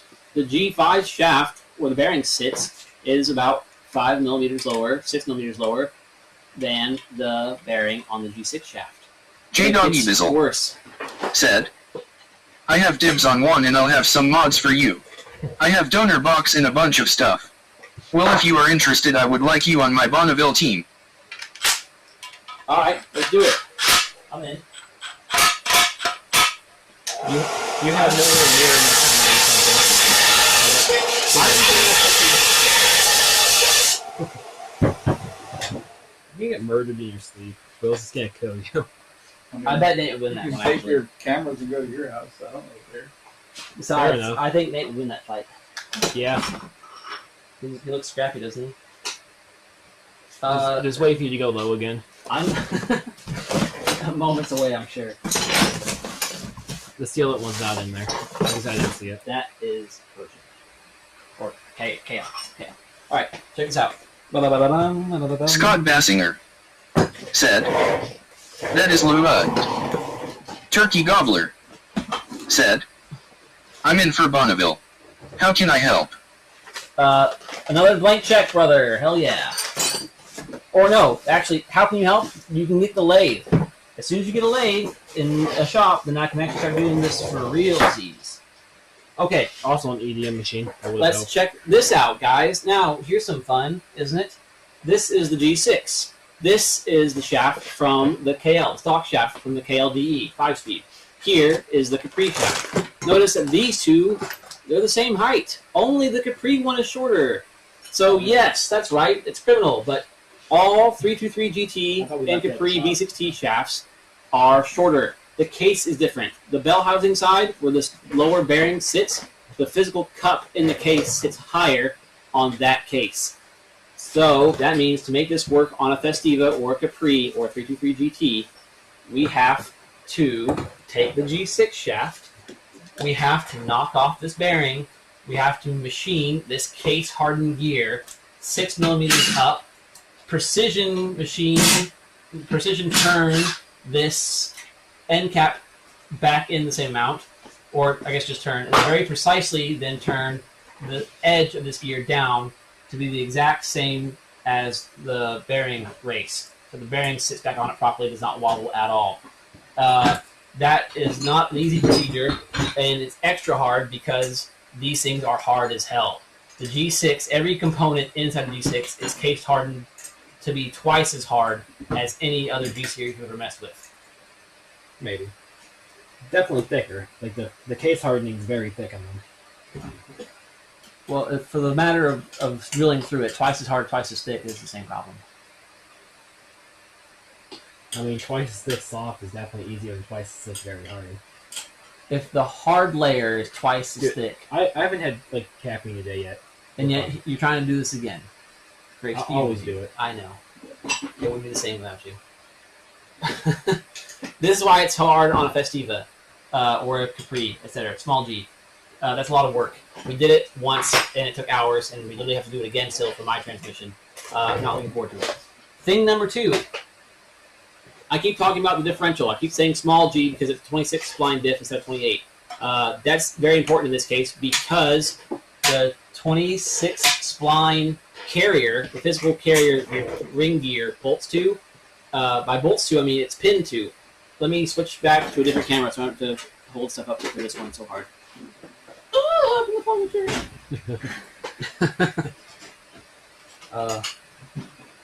That's funny. Okay, man, that wire really got me. I'm bleeding from the top of my thumb skin. Thumb foreskin. It's time for bed. Let's see here. Yeah, alright. Okay. Oh my god, these are heavy. Hang on, can I do it twice? Probably shouldn't, they're hardened. Drop it, you need that one. Yeah. You need one of them. Probably both of them. Alright.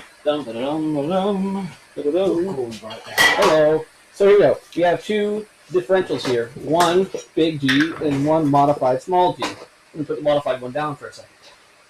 Let's discuss the big one. So you have your ring gear here. Dragon Healer said, damn it, YouTube hates me. Oh, I'll no. watch the whole thing later, confused face. I'm sorry, Ryle. You should watch it too, because it's really good. This one's really good, this video. These questions and answers. Okay, here we go. So this is your differential. This is one from the KL.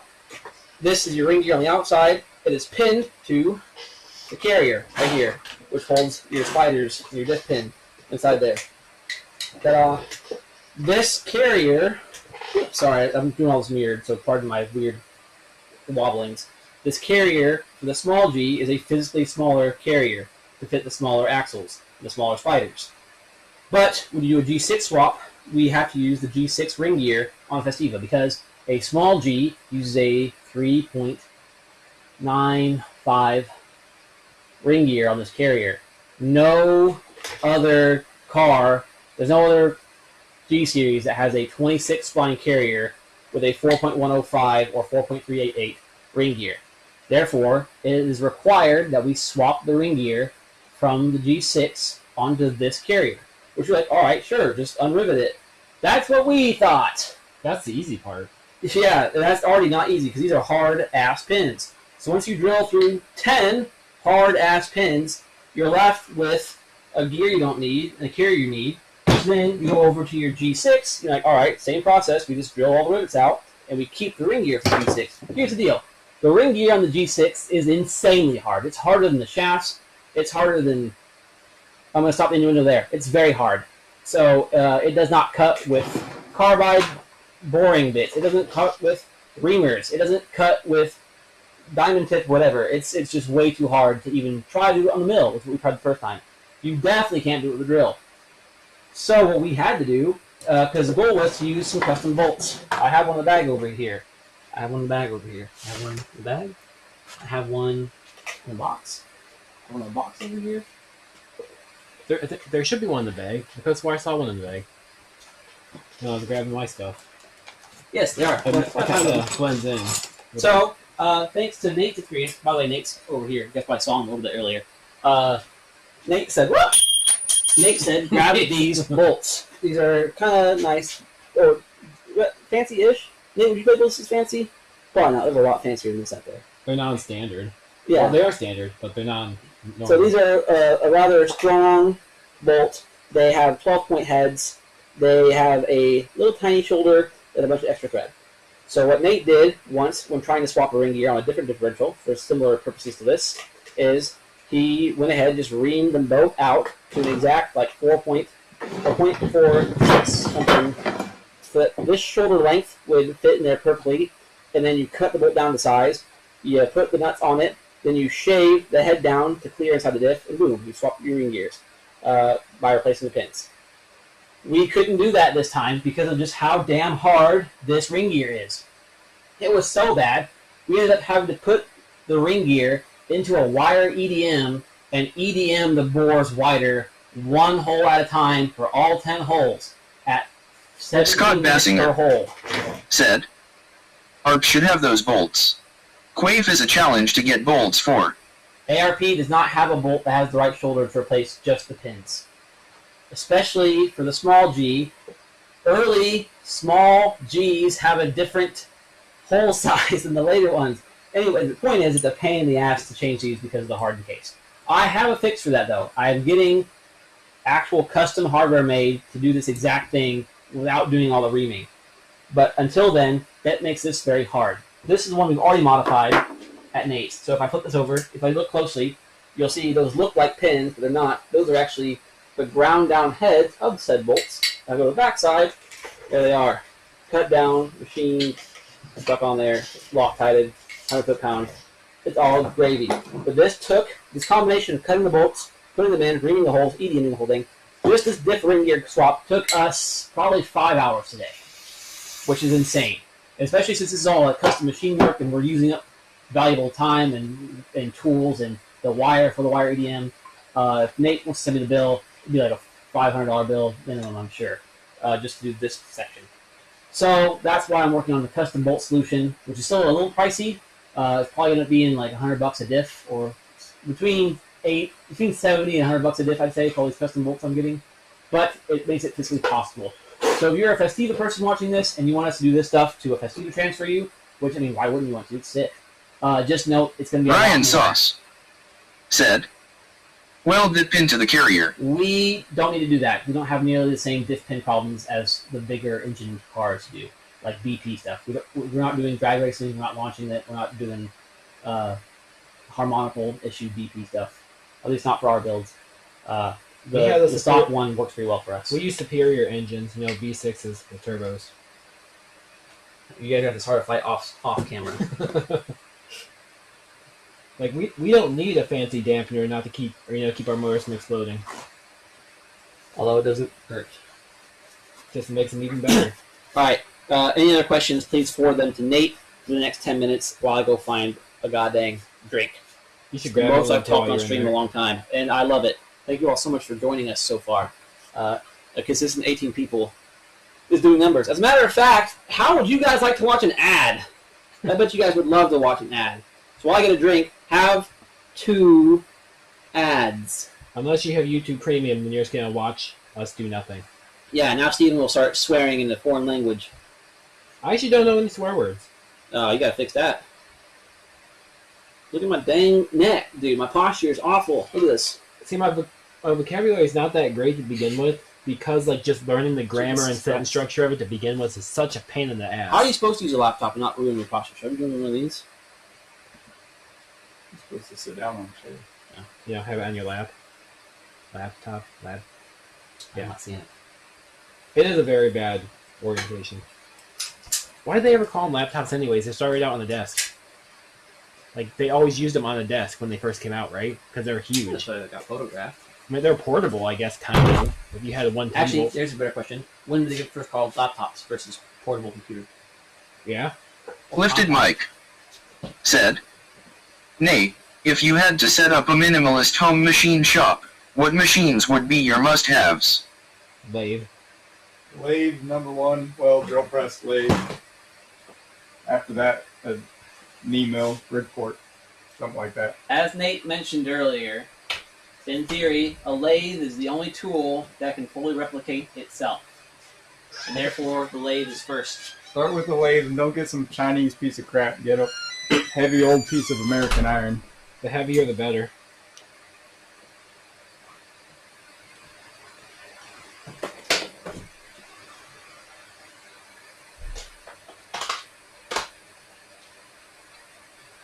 I know as soon as I seal my transmission together, I'm going to realize I forgot something. Probably. Did you tighten on the bolt? Yeah. That's all that matters. Like, I took my diff out and everything and made sure the bolts were tight. It actually wasn't that bad. You had to lift the output shaft up to get the diff out in these since they're so much bigger than the pre-diff. But you can just kind of cock the output shaft a little bit to, barely sneak it by. So it wasn't as bad as it could have been.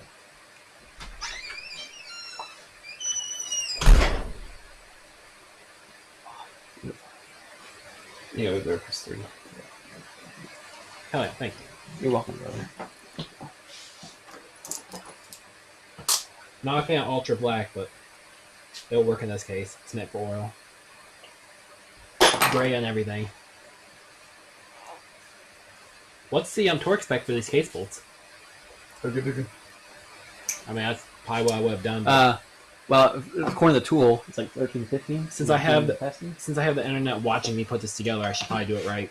You got a torque wrench? No. I got an impact wrench. Same thing.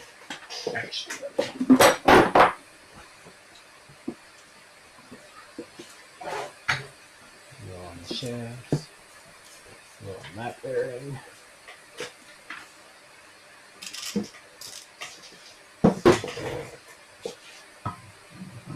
Six to 8.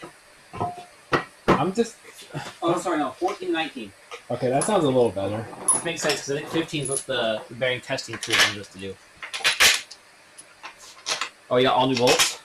You want me to use all new bolts? I can use old bolts. No, all new, baby. Okay. So check this out, chat. Nate, give us number 1, please.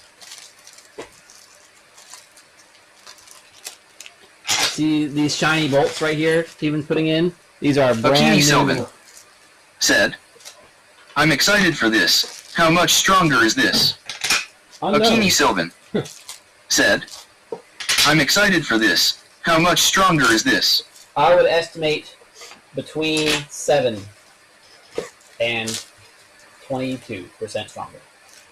But seriously, it should be good stronger. The case is thicker, the end cap is reinforced, the extra bearing set. Especially for the higher torque applications, your the extra shaft bearing set. complexity. Yeah, the extra bearing set, the carbon / double synchros, it should be a beast. Check it out.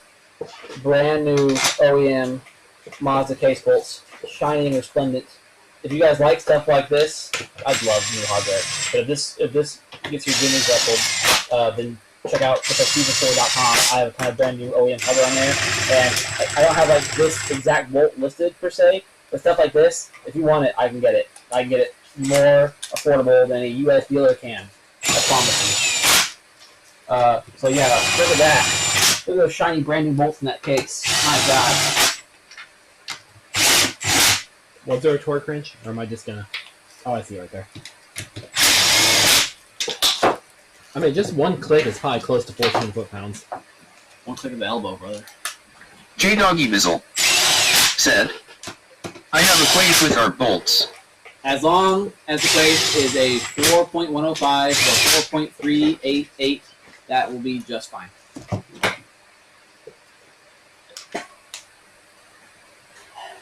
$45. Jesus. Now comes the question: is that fusion in my yard worth more complete or torn apart? I mean, any car is worth more complete. torn apart.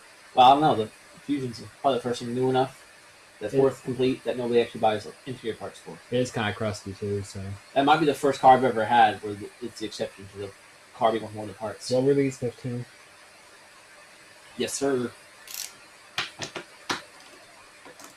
You know, it's like, you know what? Not good. I get it. People stop watching the stream when my face isn't in it, but now that I watch just Steven's like hands move, it does feel kind of like a weird instructional video. So I'm gonna pan up a little bit.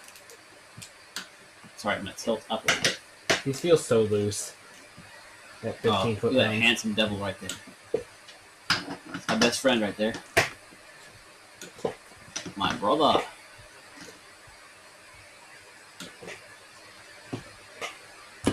So I'm gonna say that'd probably be about 50 foot-pounds if I would have just impacted them. If this is what 15 feels like.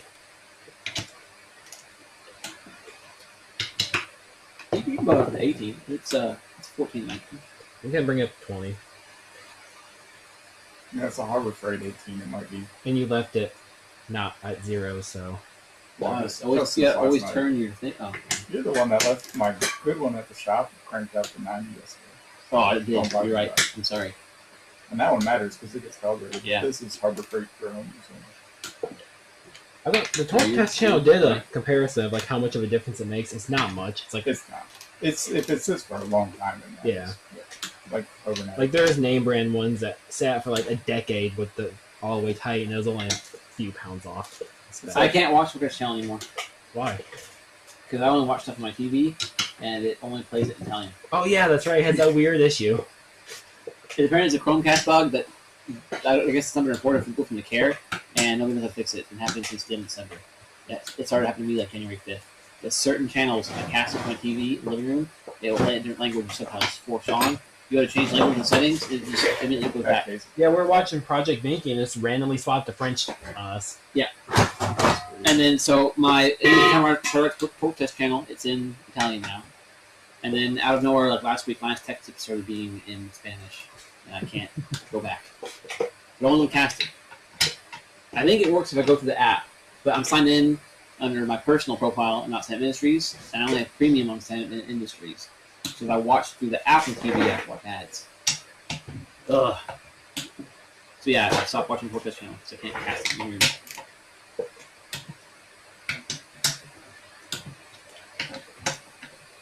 Yeah, they're probably good. There's like 2 channels I watch like every day. If one of those starts going to that language, then it's going to be a real problem. I'll have to contact people about it. What else do you guys want to know or have questions about? Because this is a great opportunity for learning and discovery. Or what else do you want to input? You can tell me something that I've never learned before. You can tell me something very cool. You can tell me something wrong, like how the P series doesn't fit on a B6. You can call them names. I'm down for that. No, to be fair, like I said earlier, I am willing to concede that the Capri transmission may not be officially a G15 MR, but instead a G5 MR. Because I've seen it referred to many times in documentation. Not OEM documentation, but documentation of the G15 MR. I don't know the difference between a G25 MR, a G15 MR, a G5, or a G611 or a G601 or a G660. So I know the part numbers. I know that half the parts inside of any G5 are actually a G4 part number, and that the shift plate's actually an S series part number.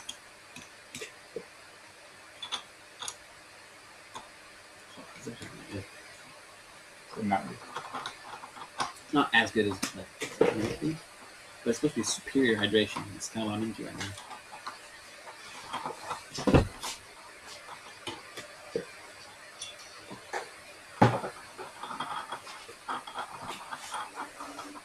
That weighs me to do. I believe it. Scott Bassinger said, "Is this final assembly on this trans now?" It is. Yep. So yesterday or day before, Friday we actually did the bearing shim spacer selection procedure. It has all brand new OEM brand Japanese bearings. They're OEM. Just because they come in a Mazda box. So there's all OEM, JDM, Nachi, NSK, and Koyo bearings inside there. The synchros are probably not OEM, but they might be. I don't know. These ones are. I didn't replace them. These are stock. But unless someone where's the G6? Duh. Show off that fancy yeah. thing. Look at those guys. Oh wait, I guess I could. The camera's right there. I'm gonna switch over. Look at that. That's the Honda Voice $600 Dream right there. Except it's That's only a fifth full gear. carbon synchro. Yeah, fifth gear is carbon, Fifth in reverse. and the other ones are all double synchro. Yeah, though. first so two- when they're not carbon, they're at least double synchronized. So look at that. That's a full carbon synchro. If the camera will let it get bright enough, you can see the cool carbon ribbons inside there. Very neat. That's another part that makes this trans so strong. But yes, this is final assembly because we already did the fancy selection process for the new shims a few days ago. Speaking of, same deal, like I said, you guys want me to help you guys build the stuff. I have access to tons of OEM parts. Since I order so much from my store, I can get stuff ordered directly from Mazda JP, which is not the same as the dealer's ordering it. I get it for below dealer cost, for the most part. So, like, look at this. These are all brand new diff shims, 2 of every size that Mazda offered. I've got documentation for all transmissions. I've been doing math in Excel. I've got velocity max calculators for every gear, for every transmission, for every diff ratio combination you want. You just type in your tire size and boom, it spits out every possible Mazda transmission ratio. I catalog all the Mazda part numbers through EPC. So if you guys want like a list of shims, there's every shim part number, every size they offer them in for the diff bearings and the shaft bearings for G series. And then pretty soon I'll have the same thing made up for the E series because I also found a source for OEM bearings and new synchros for E series. I didn't do it for F series, and I'm not going to. Sorry, but F series sucks. And it's not even just OEM parts, and it's OEM tools. Like Yes, we have the. We've been watching Nate work on something for a moment. Oh, it's Nate's butt. But all right.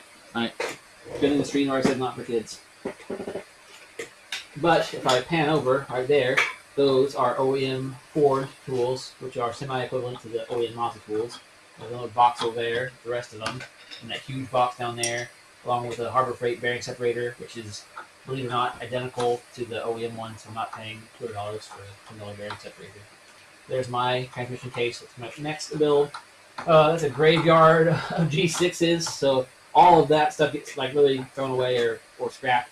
Actually, a little spoiler, these are like ingots.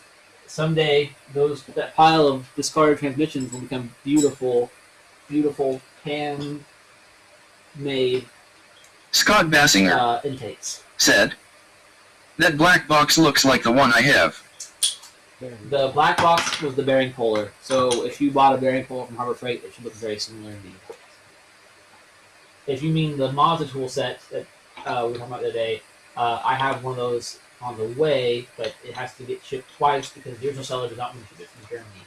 But the Rotunda tool set is more or less equivalent.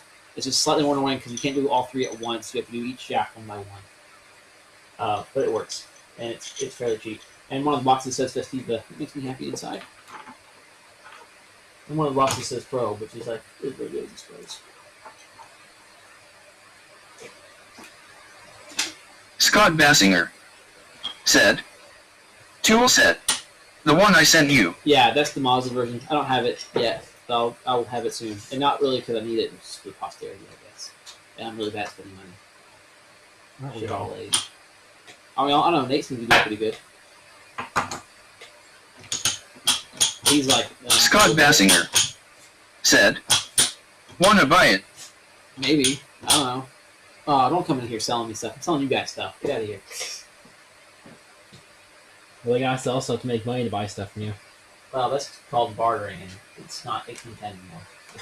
Bartering is the best. Money's fake, anyways. Scott Bassinger said, LMAO. What are you working on, Nate? I don't know. I'm bouncing around. Oh, okay. That's cool. You make it very hard to follow you with the camera, that's for sure. What did you say? You're very hard to follow with the camera. Oh, let's do that. I finally get it actually like aimed towards the lathe and you just leave the lathe. I don't want to be on the camera. So. Oh, okay.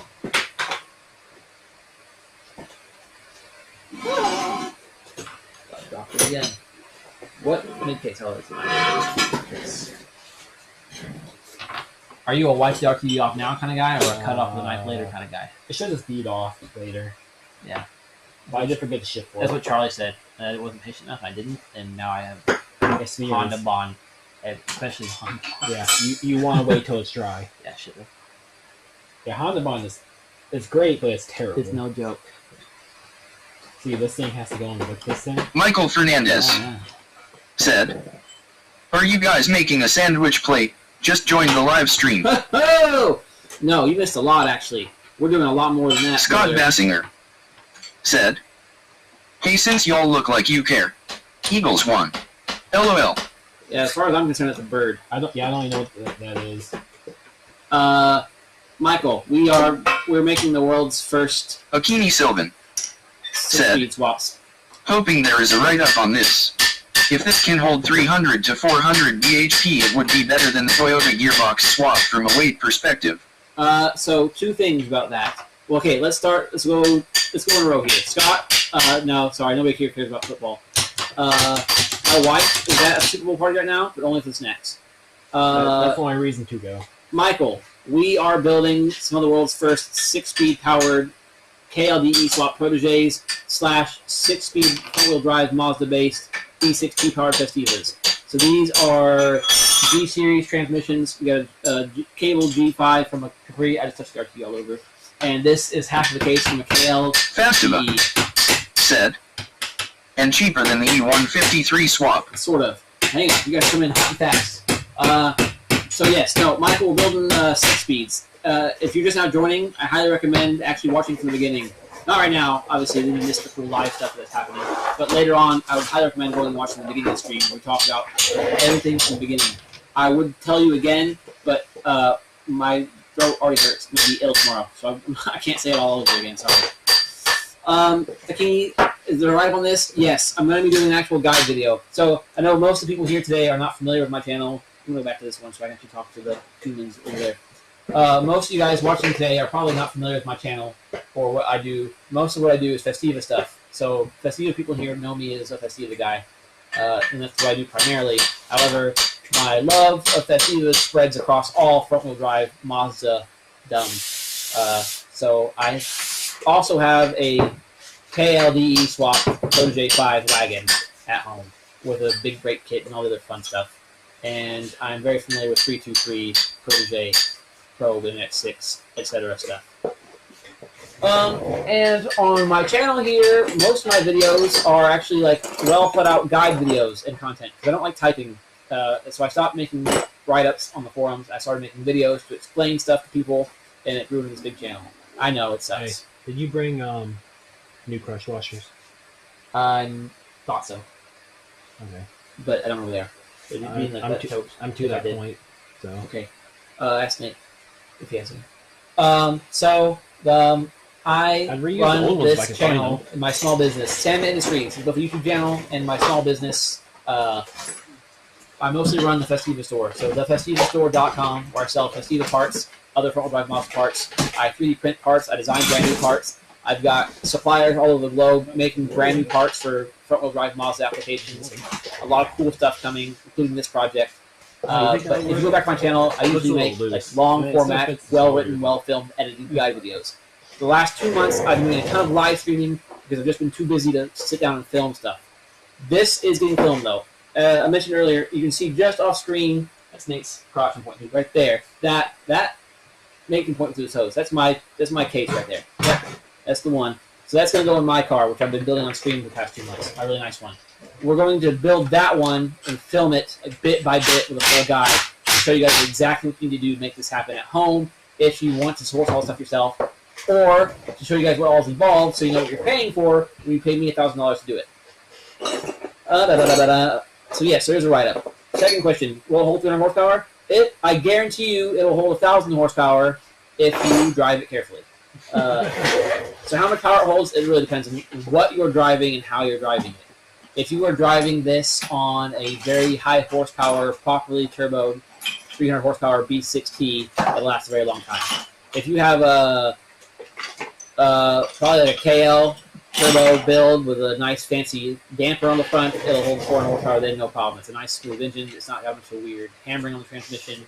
Especially if you're doing a track car or a street car, it'd be great for that. If you're driving a gutted 323 with a BP that's like punched out like silly amounts, and you have no crank damper, and you try to do a launch on 25-inch slicks on this, it will blow up at 150 horsepower. I mean, I don't care how strong it it is. point. At the end of the day, there's applications where this isn't going to hold up. So for drag racing guys, this ain't it. You don't want it anyway, because the whole point of the swap originally is that it's a close ratio box. That's the big deal. It's not the strength necessarily. The whole reason I want to do this is because shifting is fun. And sometimes on some tracks, it's beneficial to have the extra gear or to be right in the power band if you need it. If you're drag racing, you should not be wasting time on more shifts. Actually, why are you shifting at all? You should get a 3-speed high-low box and just bang, bang, bang, be done. But yeah, if you're drag racing, I don't know. It's not gonna hold a ton. If you're G series, don't drag race with it. Yeah, don't drag with a G series at all, no matter how extra strong it is. But if you're doing like track day stuff, I have complete faith to hold at least 400 horsepower under a high power application. Because we've got guys running Festivas with 300 plus horsepower on a completely stock, early, weaker G5, and it held up for many seasons of abuse before stripping. Did you only strip their gear? I bet this would help out a lot with the stronger shafts and the extra bearing. Extra bearings would help a lot with that. 'Cause, I Would it mean, help with third day? probably you got 3 points of contact, so it's not gonna. I mean, maybe. I think Hypothetically. the shift is in longitudinal more than radial because of the helical. I mean, So then maybe the reinforced end caps have to in that point too. Get more place rigidity. Either way, You can speculate as much as you want. We don't know. until yeah, we the point is actually- nobody's driving modified Ford Fusions and Mazda 3s to tell us how much this holds. Mazda 3 guys, especially for the generation, would rather just do a Mazda Speed 3, which is an entirely different transmission, not at all related to this. Then Fast Fever brings up the point, cheaper than E153. I don't know, maybe. Again, it If depends. you do it yourself. If you're doing this yourself and you happen to source a really cheap G6 as a donor, and you have a case laying around, and you don't want to mess with aftermarket axles or an adapter plate, then yes, this is cheaper. If Michael Fernandez said, "What engine is this transmission going to?" Scott Bassinger said, "Y'all have a good night. Looks like y'all getting it pretty good. Looking forward to seeing these out in the community soon." appreciate it, Scott. You have a good one. Thanks for showing up. Thanks for chilling with us. And I can't wait to see him out there as well. So yeah, so this could be cheaper than the E153. It depends on how you're doing your E153. Some people are getting the is it the E153 or the E531 that comes in the Solera, like a junk Solera, junkyard, doesn't know what they have, $200 for the trans. You get the adapter plate for cheap use and then build it. That could be cheap. But same deal here. If you can find a G6 for cheap, you can do it. But normally these are a lot like on Michael, what engine is this transmission going to? So in this specific case, the one we're building right now, this exact one right here is going onto a B6T inside of a Festiva. This one right J. here. Doggy Bizzle said, "Got a delivery in the morning, off to bed. You just got a sub for your channel and a future customer." Hell yeah. Appreciate it. Thank you.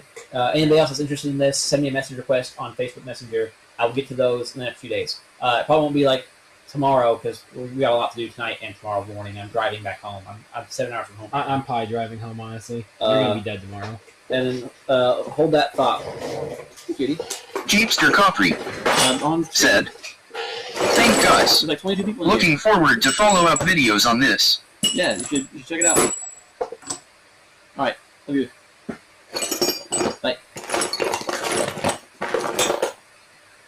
Thanks, guys. Looking forward to the follow-up. Yes. So if you're looking for Capri stuff, you should watch it from the beginning. If you weren't already in here, that's all it says you join the channel. But it's gonna cost more for Capri stuff, but I can do this for Capri. Fernandez said transmission still in. Yes. So that's going on a KL. So this transmission here is going on a KLDE with some hot cams. This one's going on a V6P with a big turbo on it.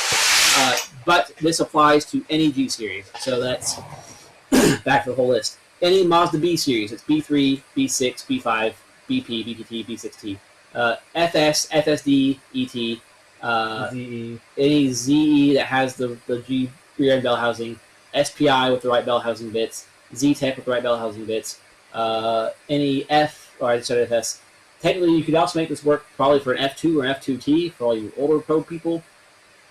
Well, no, F2T is H series, so an F2 you can make this work technically. But yes, any G series based Mazda car, you can make this work. I'm losing my voice. I can't hit certain notes right now. Any further questions will be answered by Steven in 6 words or less. Maybe 5. Well, I guess that would be less.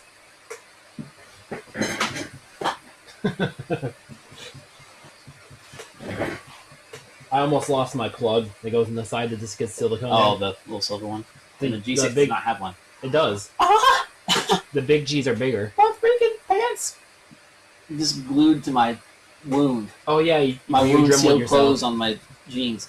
Oh yeah, I think Nate wasn't there for that one. When I was cleaning the transmissions off, the wire wheel kicked and just eliminated my pants for a second. I was like, oh, whatever. About an hour later, and it was like the same thing. I didn't realize I'd done that. That just dried to the cloth. Michael Fernandez said, "Thank you. Will be checking you page from time to time." Yes. Okay. So, I lost my big nut. if you guys want updates, if you guys want to see updates on this, I'm not super great at posting information on my business page on Facebook because I have so much going on. But I'm going to try, especially with stuff like this when people are interested. Generally, though, catch the live streams when I'm live here on YouTube. Send me a message on Facebook Messenger. Check out thefestivastore.com. I think on Facebook you can either add me as a friend or follow me because I'm a creator, digital creator or something on Facebook.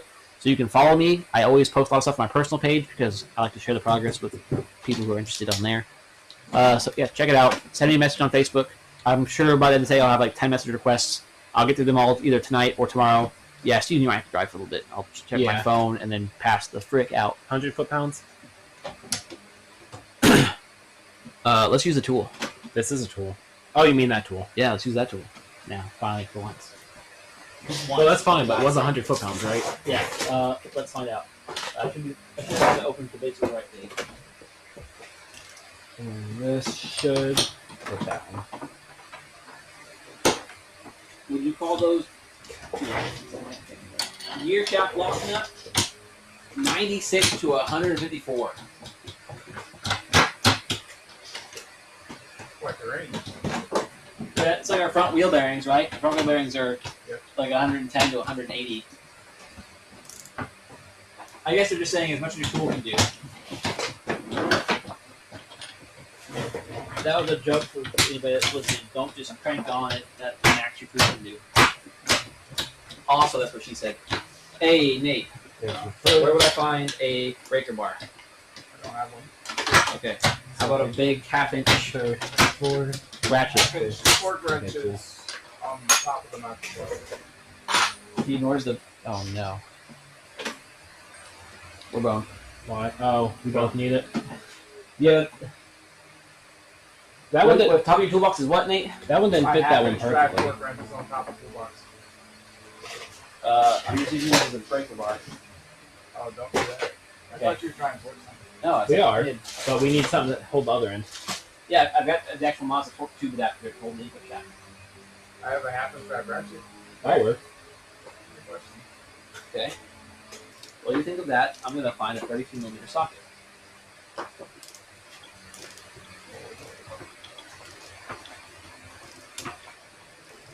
That feels pretty nice. I think. Are there any other questions while I have one or two breaths left? Where's your really big wrenches, Nate? Really big wrenches. Or is 1'8" the biggest you have? I have a big socket. On 32 by chance? Big sockets are in that green and black. Got it. Oh no. We made Nate wreck. Crash my car.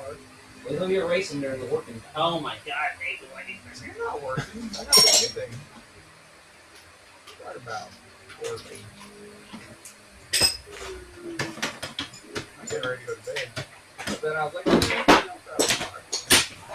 Yeah, race car.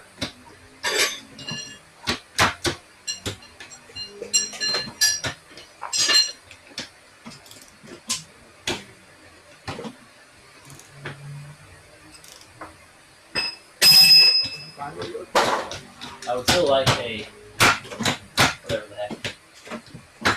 I want some stuff.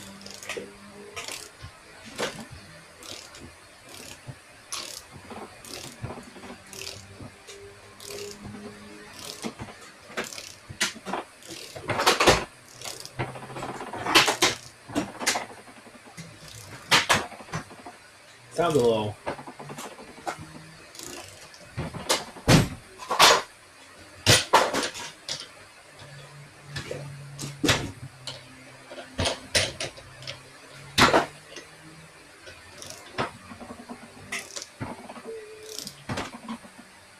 Where are all your adapters? One's on the one we have. Oh wait, it's probably one we need. Right?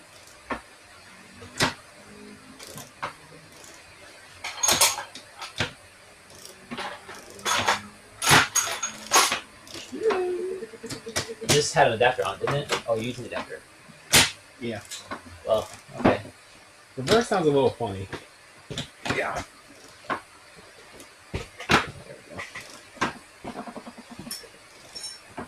That sounds a little funny. It might clean up after we tighten the shafts. It doesn't take it apart again. I hope not, because I just sealed I it. found the adapter, so that doesn't matter. First, I just need your half-inch wrench. Or half-inch. How many people are left still? 10 people at 11 p.m.? Y'all are wildin'. On a Sunday, even. Y'all are wild. But I appreciate you.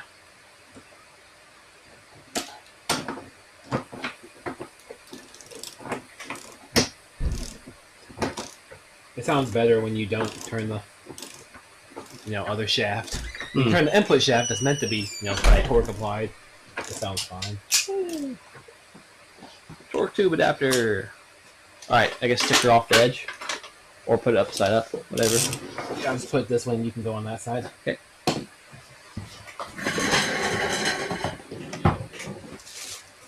That's a little heavier now with all the bits.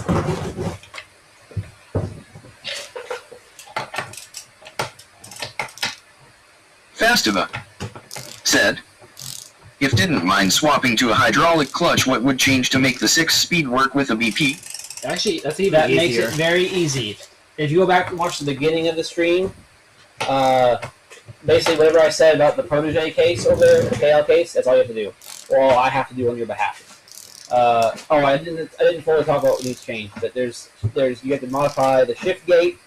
You have to modify the input shaft a little bit. You have to modify, or you have to use the end caps in the G6 case. This is a 3-man job. There we go. Nice. There you go. Let's do it again. Actually, the second time should be easier because we're in a gear, so you guys have the torque leverage or advantage. Park Avenue said, wait, what's going on here? Now, chuck your torque tube adapter. Oh, you can't come in at 2 hours and say what's going on. Chuck this up to the drill and get her spinning. All right, yeah, sure. So here's what's going on, brother. It's the world's first 6-speed Festiva. Mazda based. Festiva said, do you still have to machine the shaft? No, you do not. And you don't even have to machine the diff. Well, Depending. if you're using the BP Hydro G, you'll have to do some diff work. Or have me do diff work. Most of all, pay me is the point. I need the adapter again. The other one. Yep.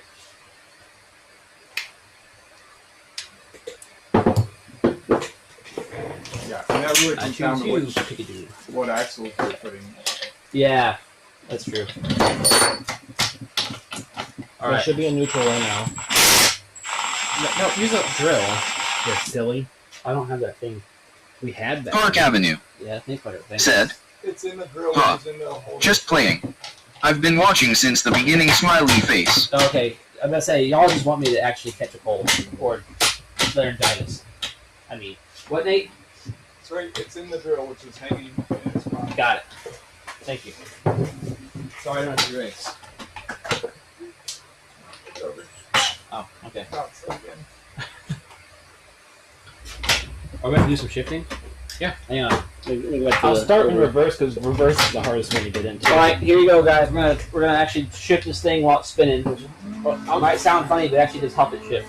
I'll turn it this way. That way they can like see these gears move. Yeah. You really can't see anything I'm gonna else. tip these over for you. Unless. God, I hope I put these in straight. Okay. Okay, we're good. Yeah, I'll pick it up. Oh, that's fine. Imagine if I put the diff gears in sideways again, like I did Michelle's transmission. Oh, speaking of.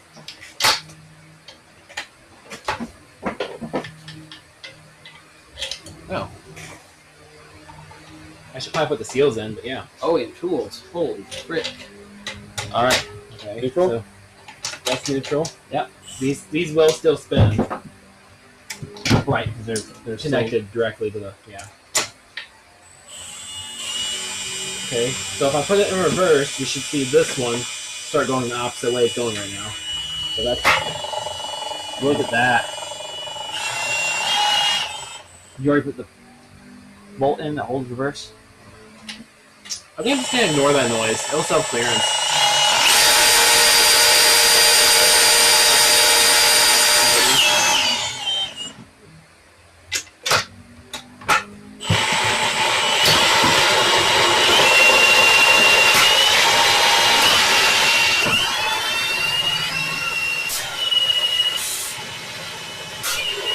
Oh, I put it all the way in gear. And you're supposed to be touching in. Yeah, why are you touching? Because it's got brakes at Oh. 9. The new one. So fifth, sixth definitely works. Third, fourth definitely works. Yeah, first, second definitely works. Reverse just has a weird noise. What do you think, Nate?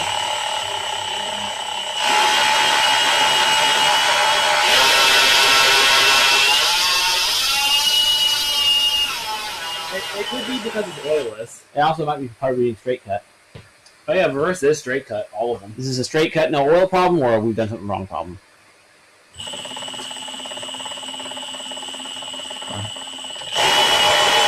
It's just reverse. That's neutral.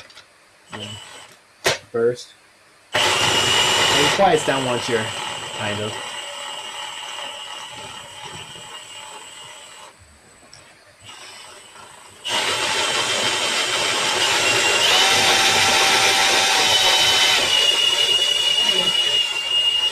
Everything seems to be spinning true at least. Like it's not.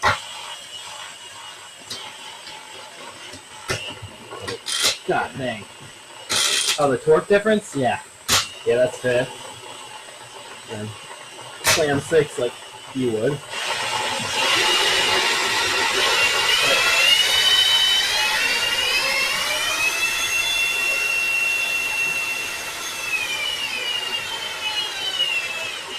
Careful, that feels got more torque than you know. Don't want to break it. I think Well, the real thing to be careful is the same with my fuel. It's got a drill brake, so you let off too fast, it Yeah, starts break same. stuff. My wrist, transmission, the drill. Oh wait, I think I know what it is. What? And it's moving up and down. It's just the tube.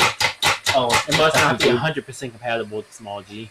So I'm not worried about that It's going then. to self-clearance on the plastic. That's Yeah. fine. The plastic ain't gonna kill bearings.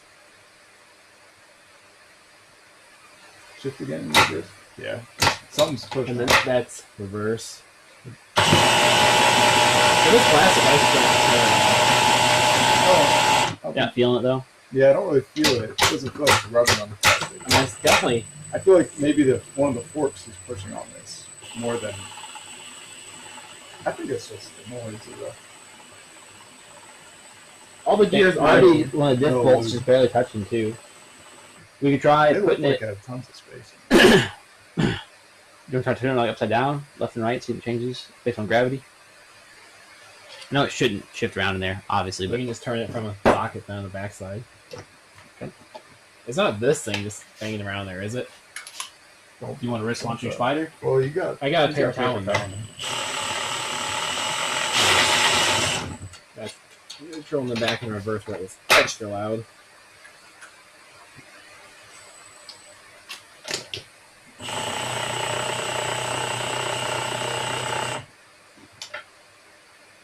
Does it do it in neutral? It's also all the gears are dry in between them. Yeah, I mean they got no lube, no oil. Wait. Is it that? That- No, it sounds like it's done. It might just be a synchro slightly hitting or something. back to the gears again, and just If we had a stock transmission that was assembled, I'd say we just listen to what it sounds like, but we don't. Well, I mean I do out back, but not me.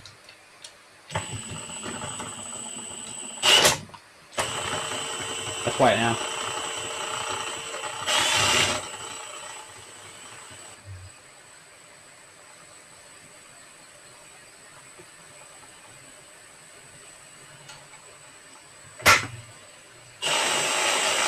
I think it's fine. I think it's just gears. But Gears with no lube.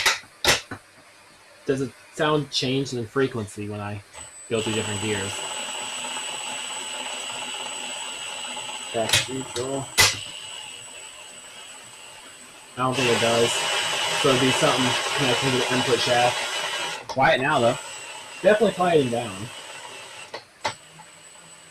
Yeah, I think it's looped, especially as it kind of grows and goes away. I think if it's not, we have to rebuild this one and that one anyway. I doubt we'll have time to do it tomorrow morning. That shaft lading us packing is going to be a lot of it. Yeah. If I even wake up tomorrow. I honestly think this is fine. Because we ultrasonic cleaned this, so there's literally no oil between the shafts besides what Yeah. squeeze in there. Yeah. Once it gets re-lubricated, I think it'll be alright. Doesn't sound like grinding, it just sounds like gears hitting gears. Yes. Just need my in case now, and we got the first Fastiva G 6-speed done. said, "It's just reverse. Just don't do any J-turns." Yeah, it'd be really hard to do a J turn in this, actually. Just from it being dogleg, getting it all the way from there back into the other gear. I guess we could chamfer it more. If you want to do J turns, let me know. I'll modify your shift shaft or your shift gate to make J turns a little more easy. Well, you could go from reverse to second. Right, just we didn't chamfer it quite enough. We just need If we did a little building, made the chamfer go all the way across, dude, J turns would be so easy. It'd be like a natural movement set. I think, a Be too neutral easy. drop. I think it'd bind the crap out of this thing. Probably.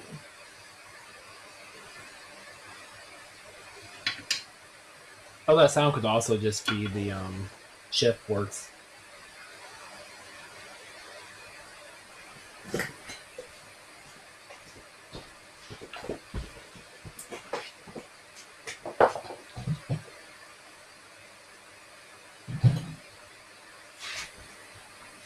I don't know.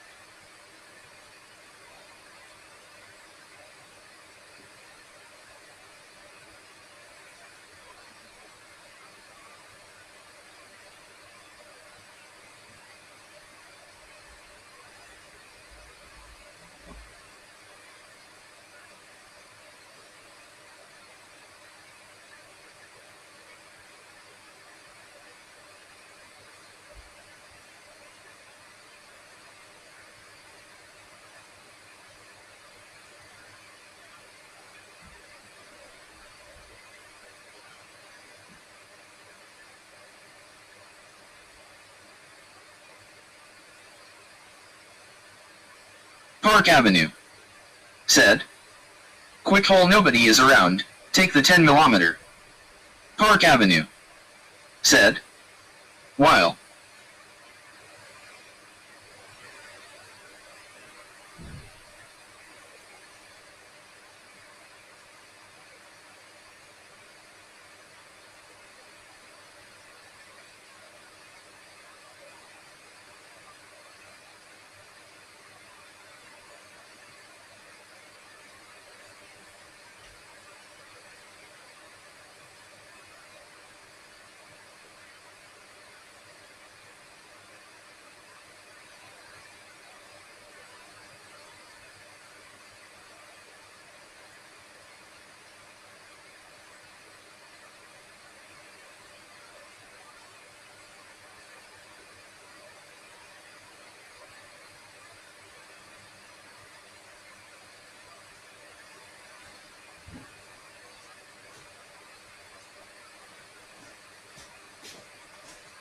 Get the gap, boys! It was just some possums rubbing against the doors. 3 possums. Park Avenue. Said. The blind stares of a million pairs of eyes, looking hard but won't relate that they'll never see the P. Oh no, look, our 10 mils. What? Chat took our 10 mil when we weren't looking. I need a few 10 mils for the end cap. You mind if they're a little too short? Yes. Because these cases love pulling threads out. Too bad. Put these in gently and we'll place them back in the house. Where are they, by the way? In the tub? There's 2 or 3 possums rubbing against the garage door. We went outside giving pets. With a board. Well, Steve and I gave 2 of them pets. Nate gave the third one a little bonk on the noggin. A gentle prodding. Well, considering most of mine are already like the first few. They shrug off so much stuff to the head. It's insane. We try to take one out with like either a 4x4 chunk or a bat, and it's like 5 or 6 actual ducks. My dad, and if I was like, ugh, stop moving, like, all right, good. We're gonna pick it up, throw it outside. The second he tosses it on the ground, he just jumps up and walks off. Like, I guess this end cap. is that a camera glitch just then, or something else? If I lose another cable, I'm gonna lose my mind.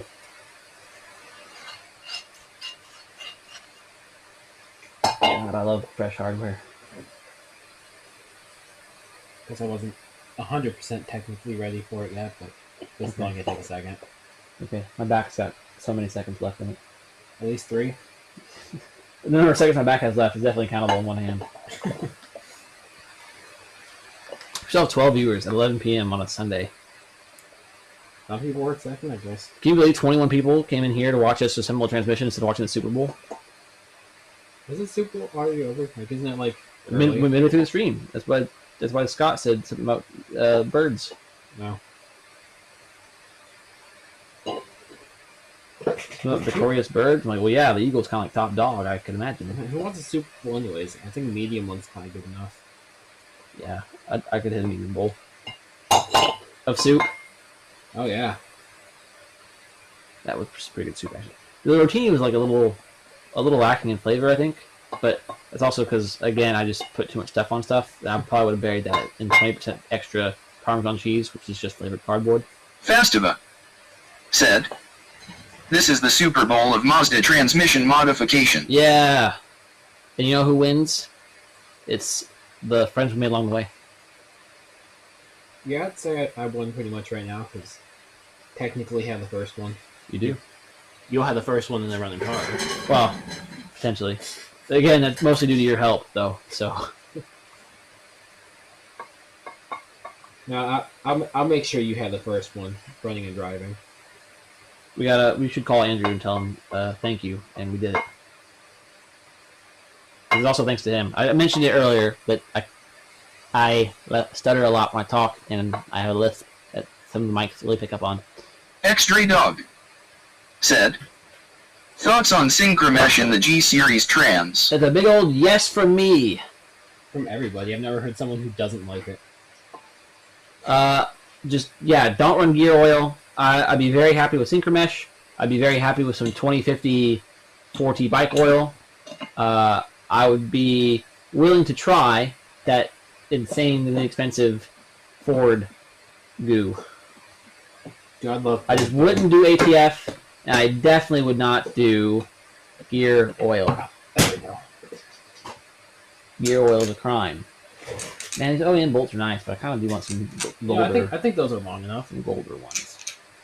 I mean, it's what 1.5 times the diameter of the bolt for full strength. Is ideal.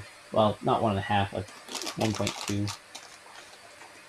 Technically, I think it's But one. I take over one.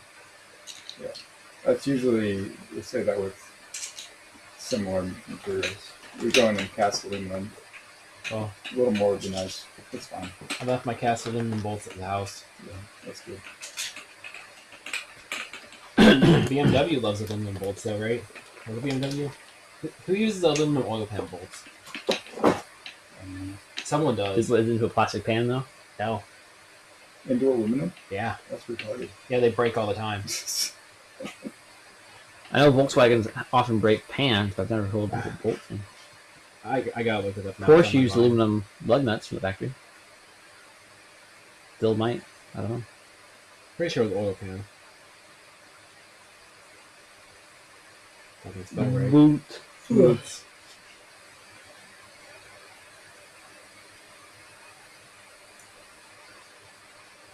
the hell was it? Because where is BMW? They do stupid stuff like that all the time. Oh wait, BMW came up finally for that. Aluminum stretch bolts. Yeah. Wow, that's the all their engines. It's all the Yeah. E30, N51, N52, Dang. S55 even. One-time use aluminum stretch bolt. Not cheap either. Not that you'd expect BMW to be cheap. Well, I mean, $55 for that kit, it's not cheap. It's not that good. Yeah. It's also not genuine BMW. Do you know how much this actually cost I to mean, do this little ring you just did? And this says genuine replacement BMW. oh, does it? Where's the extension? Oh. You can have that back though. I think I want to do these by hand if you have a ratchet. Hand tools? I mean, we got like 3 threads. And half of my threads are already ripped out, so... Well, your text got mode 1. But again, I don't use hand tools, but I thought you this. That's 34 pounds. I think this is... As you max on it, just it's got, you know. Okay, just give me that. I'll just use that as a ratchet. You know, the mechanics, you gotta put one.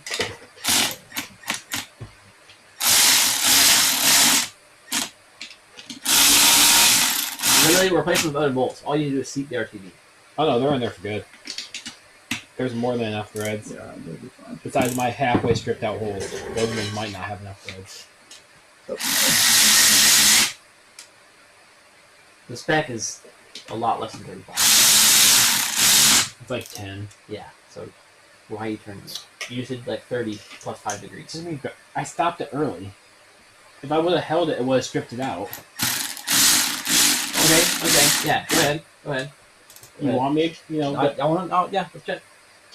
bring over a G6 case. No, So I don't. where's the beam? What's the max of my beam? What, your tiny little beam? Yeah. Is that inch pounds? Boxes. Inch, yeah. Yeah, these are Those are- like those are- 10 or 12 inch pounds. With the So as long as my thing goes to 120.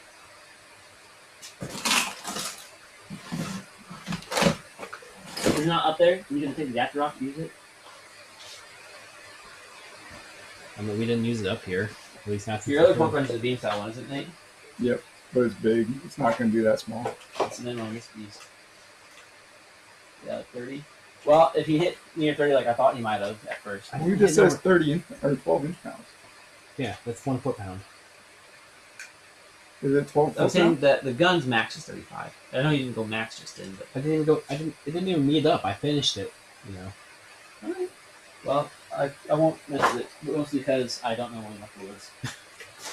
My little one's up there. But It's in a like, box. look, it's like plastic gauge. You can tell by the smush of the RGB. as long as it's nice and even. Yeah. Yeah, BMW, stupid. But a lot of people have been saying that for a long time, so.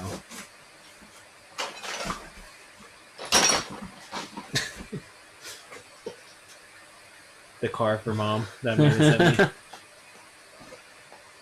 Do you know they? I think it's Pennsylvania. Actually, the government still owns one. Really? The official government vehicle. An old Model T, like cabless Model T, and it's because they still maintain the roads for the Amish community in the horse and buggy, and the track width and the wheel style, the suspension style of the horse and buggy is about the same as Model T as far as suspension stuff goes. So they're testing it with like modern trucks, and it felt fine. Now it's like our wagon wheels get caught in these little tiny ruts you guys aren't testing. So they had a Model T that they used back in the day, and they still use it. So they maintain it as an official government vehicle. And 2 government employees in the government attire drive it down the road, and it makes it without getting like dug into ruts and stuff, and that's good. And it sucks ass, and they fix the road for the buggies. It's pretty cool.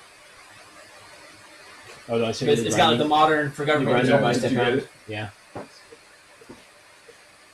I'm gonna chuck it up and actually make sure it's flat. Yeah. It was pretty cheap. Well, it's free. It's also only 1 inch wide, so it's small. Yeah, I mean that could be really useful. A lot of the punch pins that we've been doing, that's grabbing pretty good. Yep. I like those because they're square on all sides, but supposed to be square on all sides. So you can use them for setup. Is one to go around?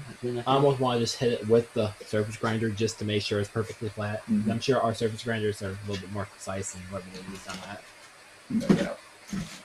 We just got a brand new one too. Just clean it up a little bit. Yeah, we just got a brand new wet grinder, so that thing has to be like super tight. So I don't know if they'll let me use that one though. It seems to be the first one that gets used now. Everybody's trying to get it. At Nate's. You're at Oh, Nate's. that might be in the tool bag.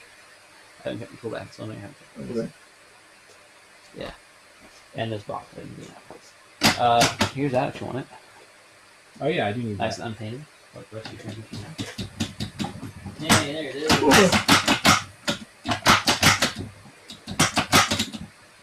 What do you think they're at? You gotta. What's the math? 60 inch pounds. Put a. 5 foot pounds. 5. What do you think they're at? You're gonna have to put a mark on it, loosen it up, and tighten it back down. Breakaway, good loosening isn't gonna tell you where they're at. I'm not going back. No, he's gonna go until they go. start moving again. Yeah. It was not like it's not most antiquated then, right? This goes to 80, so.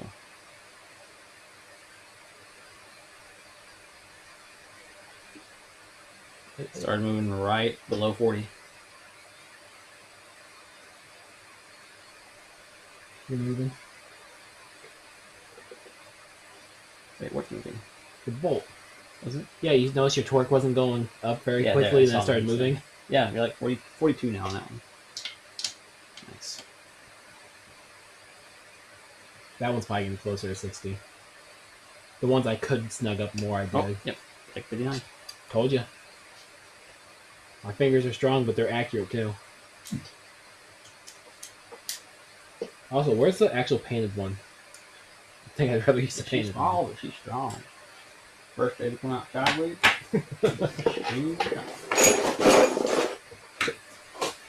I also have these extra holes. I don't think they're used anymore. I think this is for the reverse bar. Oh, like Because this. there's a spring and detent on it. Yep.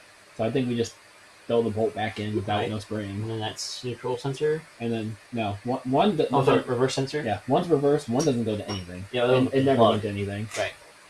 It might have been like the shift up sensor if they had it for this transmission. I still don't know It could be. exactly how that works.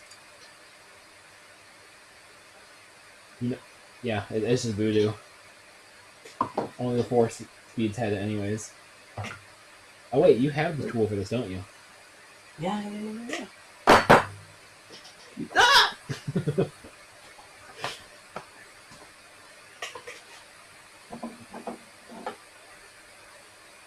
Input shaft seal placer? No.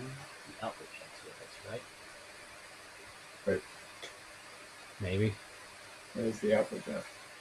Well, there's no shaft. It's the axle. No, still the output shaft. I mean, technically, this is output shaft. Input, output. There's no seal on the output there. I mean, it's RGB's a seal. In their case. Yeah. It's not on the shaft, really. I don't know, I wouldn't Nate, consider that just go ham on them already. Don't let me get away with it. I'm gonna hammer this in by the time you find that. So here's the deal. It's not in this kit. It's in the kit. Nice. Oh, this is the automatic one, isn't it? No, it's for the input shaft. For you No, it actually looks like it fits pretty good. Not bad. That worked perfectly. Fantastic. Oh, you know what we don't have is the clutch fork shaft seal replacer because I don't think it exists. That looks like it might fit. I wonder. Actually, I want to read the book. Does it exist? Is there another tool I gotta go find? I think you're the first person to buy those seals in like 30 years. Yeah, and they weren't OEM either. I was like, the what? So there, on the actual shaft, there's a seal here. Yeah. For no good reason. I mean, I don't see the point of it. I guess keep a little bit of dust out of the bushing. dust and water from running down in there, but who cares? Yeah, it's Exactly. not a sealed system. I mean, it has all this clutch carbon dust on the other side anyways. Yeah. The bottom bushing's not sealed. If anything, it's actually a hole in the You bottom. actually bought a new seal for that? And bushings. That I did. I mean, the bushings kind of make sense, but The single last OEM Mazda bushing left on Earth is the bottom one. The last three, I believe, to the top one. The seal's not available at all. I just took the measurements and found one. Technically, the new one is a double bevel seal, where it was originally single, but I'm not using it. By which I mean I'm not worried about it at all. I'm not worried about it in the least. These are really flexy seals. See, Steven, we actually needed T87C7700H, someone just did, which is probably in the case with the wheel clearing tools. Hmm. Kit T87 77000J. They really separated those in a bad way. it doesn't make any sense at all. The diagram doesn't even show the clutch fork existing, let alone how to replace it. I don't know where it is in the book. Mazda don't even know what the hell they put in this thing. That's what I'm saying. It never exists. Oh, here, I can see the inside of it, and then like the way they cropped the image, it really didn't show the outside of the clutch fork at all. Ah, Look look at this beauty. Once this clutch fork's installed, it's actually done. Right, well, I'm not replacing my seal anyways, unless you have one that... literally bottom here. Okay, I thought we forgot them. No. My Where you bushings put are... the input shaft. I actually might need a flathead to try that out. Ta-da! Look, the seal. We have to be the first people in history to actually replace this thing. Well, Mazda was out, so I don't know. I don't think they ever made any. Like, It's not in the dang diagram. Maybe the Mazda one has. Let's check. that's a very specialized seal. It's so thin. Should I replace my bushing system here, or just say I already did. no? They look alright, I guess. If you can find the two Verspass ones, certainly. They're right there. You kind of want to test them anyway. Make sure that those are actually it before I knock mine out and possibly break them. Yeah. Well, there are some up here, isn't there? You need the other bags too. All three of these are OEM. I will give you one OEM one. Then I want to try the Verspass one. Do they have a bushing polar outer? Again, I don't think so, just because these tools don't exist. And also, we just looked at this. None of them ones were cable clutch. These Yeah. tools are all for the probe. None of these are Capri tools. So, no. Capri tools, as in Rotunda tools for the Capri, not to confuse with the brand Capri tools, which I quite enjoy. They're sockets. That's So those bottom bushings are not coming out. that's the one that I don't have a bunch of more. Perfect. That's the We one have that's to replace it on my case, though, because mine is Double B, buddy, beyond bone. well, the bottom one's the one that's in better condition out of my two. Ken Bone. There you go. Top one. Kinda, Oh, yeah. that looks like just the bushings that we use for our lawnmowers. It's probably the same deal. You could definitely print that and it would be perfectly fine. Glass. I mean, I used PLA shift bushings for the longest time. They just held up. I hope the bushings aren't like lost somewhere. That's I'm sure they're right where it's supposed to be.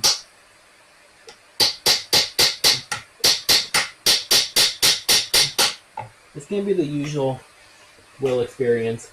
You lose them, you buy more, you find them. But what I'm gonna put away, yeah. You're gonna put them away exactly where you left the other ones.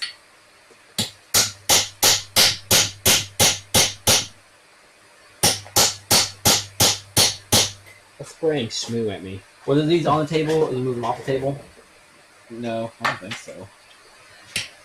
I already had them on the table.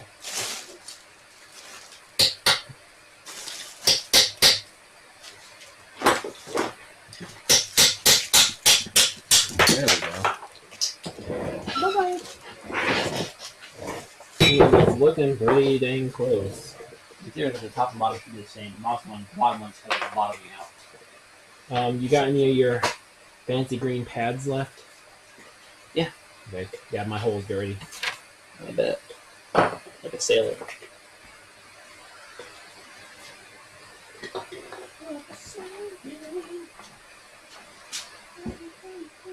You know, I bet that is just gears. When I turn it the opposite way, you don't hear it. So it's probably just dry gears. It feels great. Like, it's super smooth.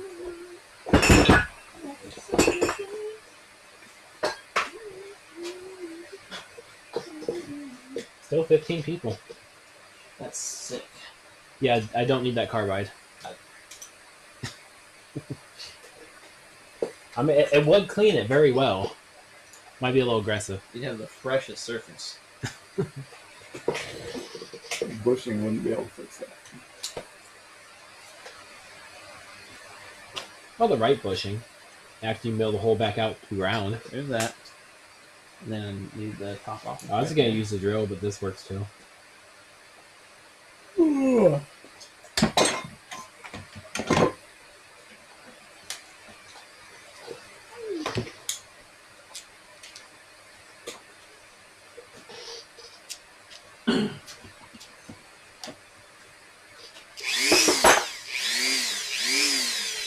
Your speed thing is terrible. What? It's either almost off or almost full. Like, half of your range does almost nothing. This is exactly what it says. What do you... It's at 4 right now. What are you talking about? That is at 4. It's because of this. So it does not do exactly what it says it does with that, at least. I consider myself lucky that worked at all. My demo is not portable.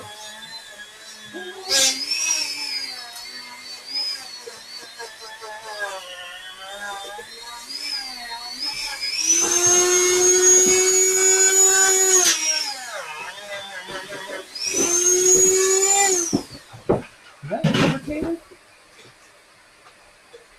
I think it has a seal because I think it has like an access port into the transmission to keep the shaft lubricated. Really? Yeah, come here and look at this. Like, there's a little notch right there that clearly looks like a hole, That's the breather section, isn't it? and it kind of leads inside. Like, right here is where the breather is. I think that's the breather hole, or tied to it somehow, so it gets a little bit oil. Yeah. Let's get a little bit of oil. Oh, it's not off yet. That would make sense why it needs a seal then, I guess. That also means you have a permanent transmission leak.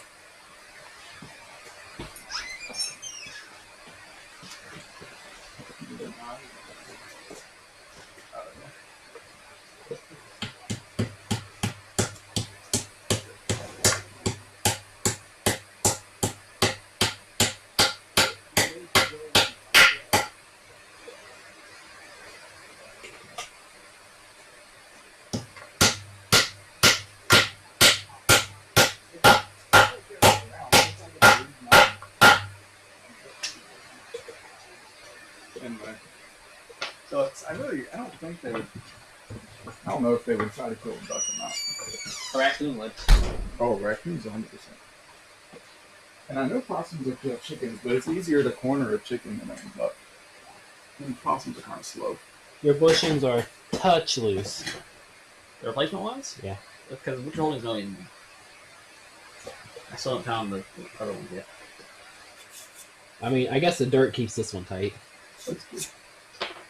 Peen up the shaft. It'll be tight. Actually, that's probably why it is a little loose, because we cleaned all the rust off of it. I mean, it doesn't feel bad. It actually rotates amazingly. Like the first people on Earth to rebuild a V-Series this well. Probably almost at all. Why do you think there's so many of those toolkits online? No one uses them. You gotta be like one of the first ever to replace these bushings. Well, considering Mazda doesn't even know what the hell this thing is. Where?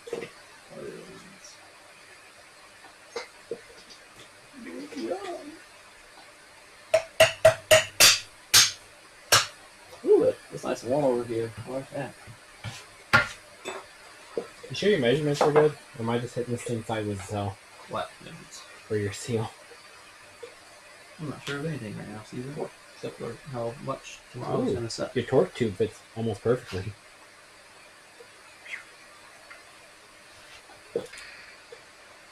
Tomorrow won't be too bad. Maybe. No, I think it just doesn't fit. That wasn't feeling very inspiring. X-Ray Dog said, any recommendations for slave cylinder? The aftermarket replacements from Auto Store last like 1 or 2 years max. Yeah, get an OEM one. Or I might be able to source you an OEM one. And also, I don't know because I don't use slave cylinders. And also a car. No, parts stores parts suck, period. No, that's just like smushing the hell out of it. Use the other good one and caliper it with the stock one that we knocked out to make sure it's actually, good. Also, it's a good thing I didn't completely wreck my stock one.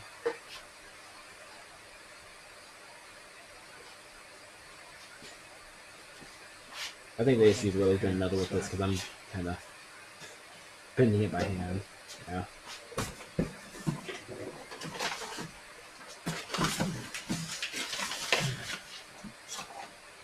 Step 1, I lose the bushing. Step 2, I lose my mind.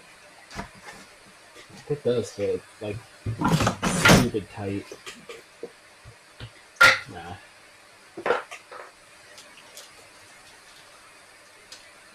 This bushing is... I'm gonna say you're like a quarter mil too big. 20, 35.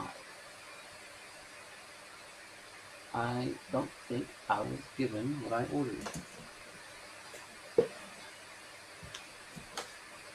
Also, why was your seal so oily? I got dunked in something. Like, the bag is filled with... Yeah, it was not shipped that way. We dropped it in the tow bag. Yeah. Oh, okay. Maybe it just swole up then.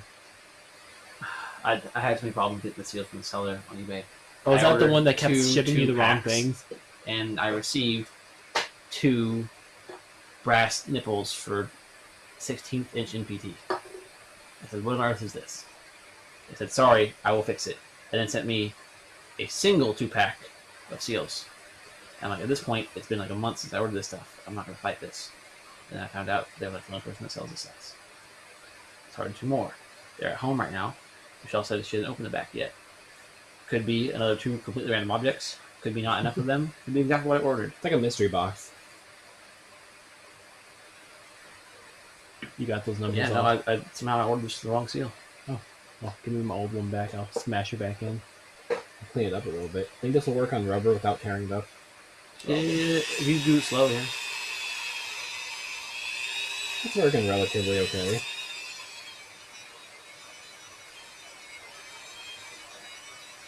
Yeah. Alright, here's the right size.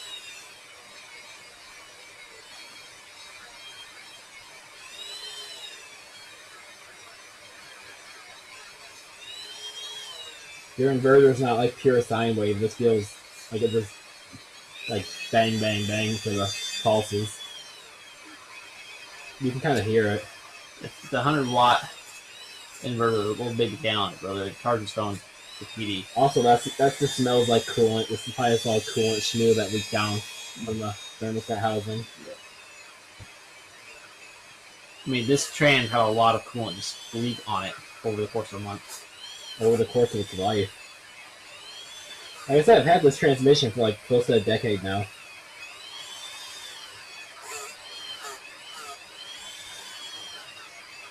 The seal's actually still really supple.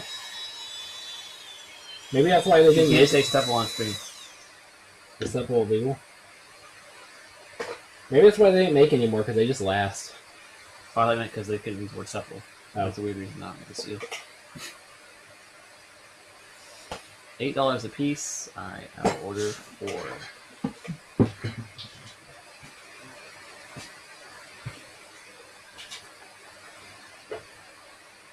Yeah, that one pretty much just drops in. A little RPD on it, and it'll stay. It'll probably stay without RPD. It'll stay because it can't go anywhere with the shaft in. That's true. Could walk up a little bit. I guess it will. I mean, it has to actually grip the shaft tightly to do that, though. Alright, I'm going to bed. Oh, tomorrow morning, I suppose. Yeah. X-Ray Dog said, will this swap retain the ability to use the MSP LSD? Is Yes. there a better one from the 6-speed G6 trans? No. No, the G6 diff is not stronger. You can use your MSP diff.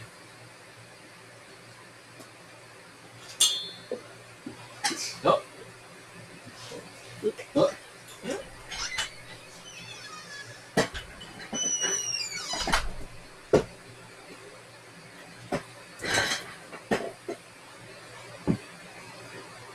I legit don't know where those bushings even went. It's a little scary. But it is what it is. Do be what it are.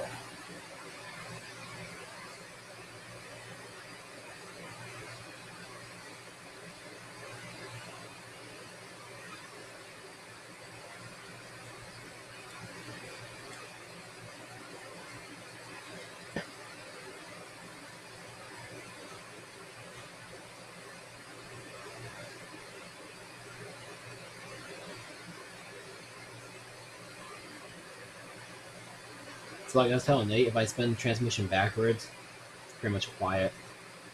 So I'm almost certain it is just the gears being oilless. Actually, right there, starting to quiet up a little bit. Toss oil in it. Nah, not enough to actually matter though. Like it's gonna take a lot to soak. They're completely dry. What I'll probably do is when I get home with it, I'll probably shove the axles in, or at least some stubs, fill it up, and then spin it up a lot.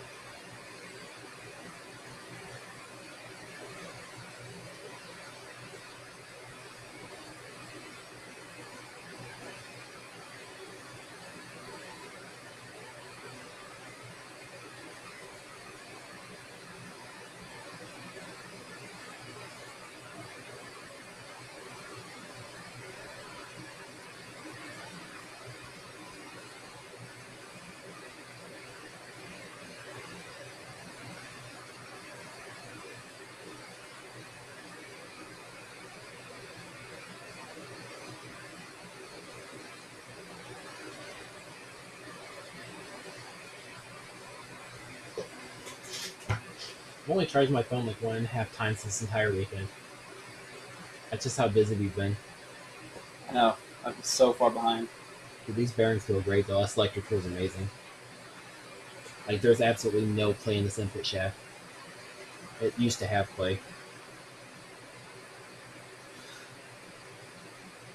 Like just you know how you can just a little bit side to side. Yeah, there's nothing. It's tight and it feels amazing.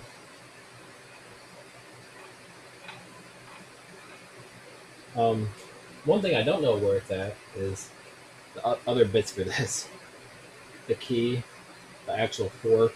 I think there was a spring on it, wasn't there? I didn't bring a single spring Okay. on purpose. There might be one more in the buckets, but I didn't bring one. Oh, well, this can just wait to be installed then. It doesn't need the spring, I guess. The fork is in here. The key's in there. I'll check to see if there's a spring. I know my spring is in the evaporust unless you pulled it out. Hey, look, a spring. That's actually in my bucket, so it's probably my spring.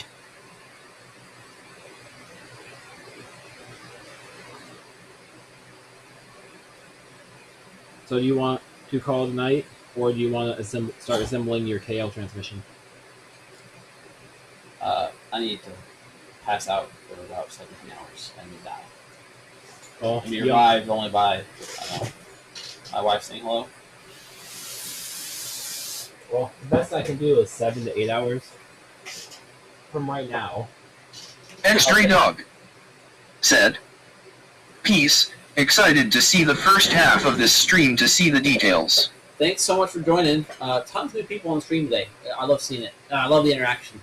I often only have like 5 active viewers at a time, and only 3 or 4 of them actually stay in the chat. So I really appreciate everybody coming out and staying engaged. It's really fun to be able to use the voiceover chat like this and have conversations back and forth. So I really appreciate it.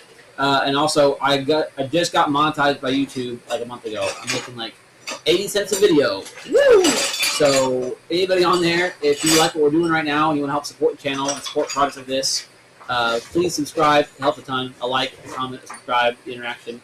If you really want to help support us, you can pay $1.99 a month to become a channel member, in which case you get custom emojis. There's one of my face. There's one of my car. There's one of my dog. You can post my dog in the chat. Look at this. Hang on. Sorry, I wasn't ready for this little intro spiel, but I can press this button, and I can put my dog in the chat. Look, that's my dog. So yeah, you can do that for $1.99. But seriously, yeah, it helps a lot. Samet Industries said, _Maverick. Somebody on the Protege group just mentioned that they were really excited to see this because they had seen it done on a different engine transmission combo years ago, but the guy was not getting the information out, just trying to gatekeep it. And they appreciate that we're doing this for everybody. And I love being able to do this and share my results and the things I find and the knowledge I know to the community as a whole, but it does cost money, obviously. So every bit of support from the community helps a lot to help enable me to do these things. Because like this is, I don't want to even think about it. It's probably $2,000 for the transmission parts in here right now just to build these 2 transmissions behind us. And getting lots of wrong, much trial and error. We've burnt up, what, $150 for the Nate's tools?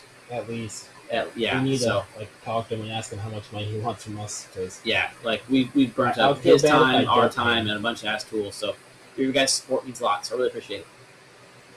do you remember how that Speaking of which, I'm going to sneak another ad in here real quick because I have to do that manually. Prepare to be advertised to, you non-premium having plebs. I'm going to click the button like 3 times. Ad 2, ad 3. What? Okay, does this spring work to keep it back? Does it work? Yeah, it would make sense to keep it back. I'm trying to figure out how the heck this thing actually does its You thing. won't find that information in the manual unless it's like in the clutch section that I didn't see.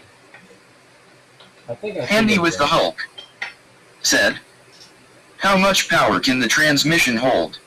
1,210 horsepower, but you have to drive it carefully. I meant for at least a second. Maybe 2.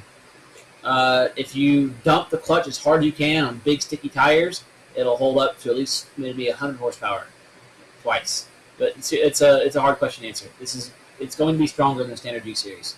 We don't know how much, but it's stronger. Generally speaking, it depends on the car. How heavy is your car? How much torque are you making? What engine is it? How are the engine harmonics? What kind of mounts are you running? There's way too many factors to say it holds X power. It could hold Y power though. I mean, even a super strong G series will blow up very quickly if you're running a very rough running engine with solid mounts, sticky tires. You're drag racing it and launching it in the first. Or just a BP. So yeah, but this is going to be stronger than standard G series. We're estimating between 7 and 20% stronger. So whatever you think your current one holds, add 15%. This will hold that.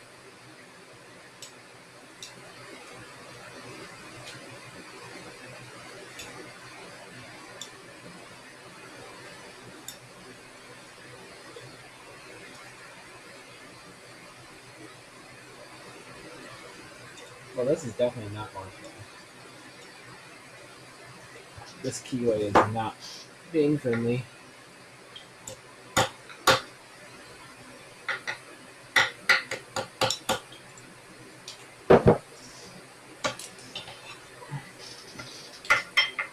Fastiva said, "Is the cast end cap taller than the stamped steel one?" Yes, by about 6 or 7 millimeters. So as long as you, so for Festiva people, if you already clearance your frame rail and you went a little bit extra, like you actually cut and molded it properly, then this should fit no problem. If you just bashed it with a hammer, you might need to bash it a little more or cut it and weld it. But yes, only 6 mil.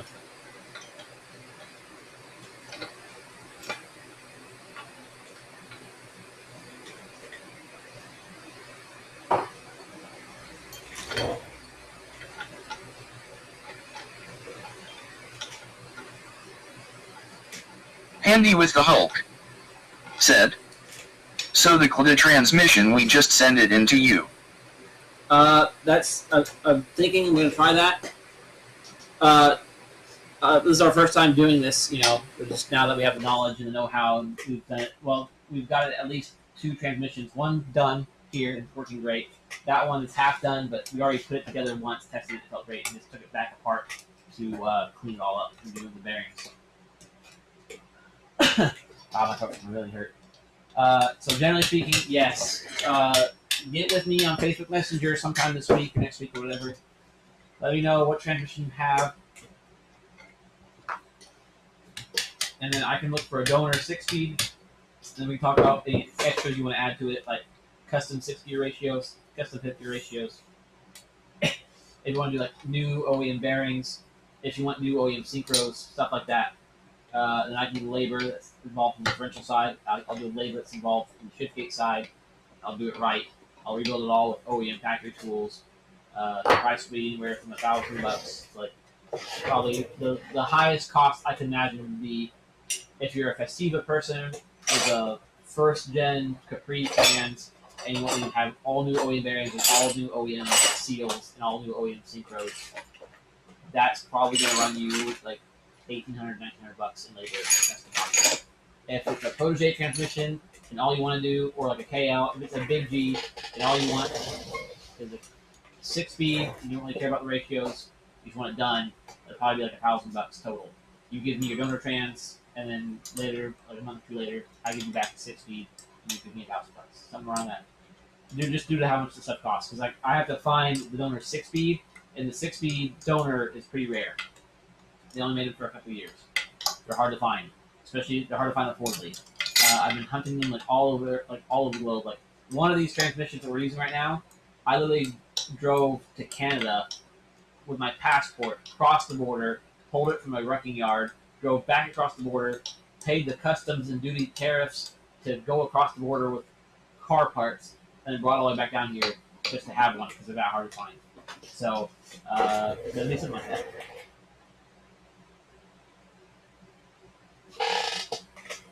And then also, more money on top of that if we need to ship it, because shipping a transmission is not crazy cheap.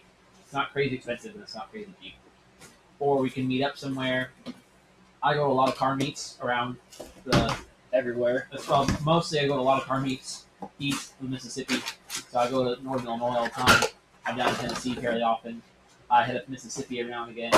I'll be going to Florida at least once or twice this year. I'm in North Carolina fairly often. I'm in Ohio. I'm by Pennsylvania. I live in Kentucky. Right now I'm sitting in the middle of Virginia. So I'm sure we'll meet at some point. Andy with the Hulk said, I'm in Texas. I've been to Texas like 4 times in the past 3 years. If I don't go to Texas, I know a lot of people that are. So I'm sure I can help work with you on getting stuff shipped back and forth without it spending the time. What lube would you recommend for a belt bearing? KY jelly. Fresh out. Just use the last bit. I saw a packet of Daikin clutch lube laying over there earlier. Well, if it's like a singular packet, I don't want to use it in case he needs it. He doesn't need it, it's just sitting there. Also, it comes with too much. No, that's what I would use. I'll actually use clutch. We can go get some from. Andy with the Hulk said, I be in VA a lot dropping at Amazon. Nice. Yeah, well, so I don't live here, but some of the work I do, because we're borrowing Nate's equipment right now, right? Nate's house, borrowing all this shit. My pants stuck to my leg again. I had anti-seize on there before, so Yeah, but I say that's what the compound is, right? The actual compound is virtually purple anti-seize. really. Oh, wait, there's Yeah, it's anti-seize. I'll just put anti-seize back on it. That's probably decent for that application. Yeah. You want to handle it? Okay.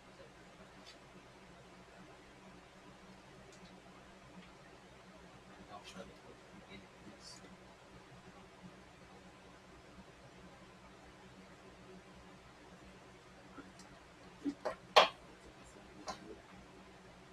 Oh, that'd be good. Something on it. Oh, it's something a little thicker. It's hard to only use partially. So. I don't think it's been used at all. I mean, it's purple in the corner, but it's not cut. Okay, there you go. I thought that was more for this. How about Nate would have some? I thought that was more for the splines than this, but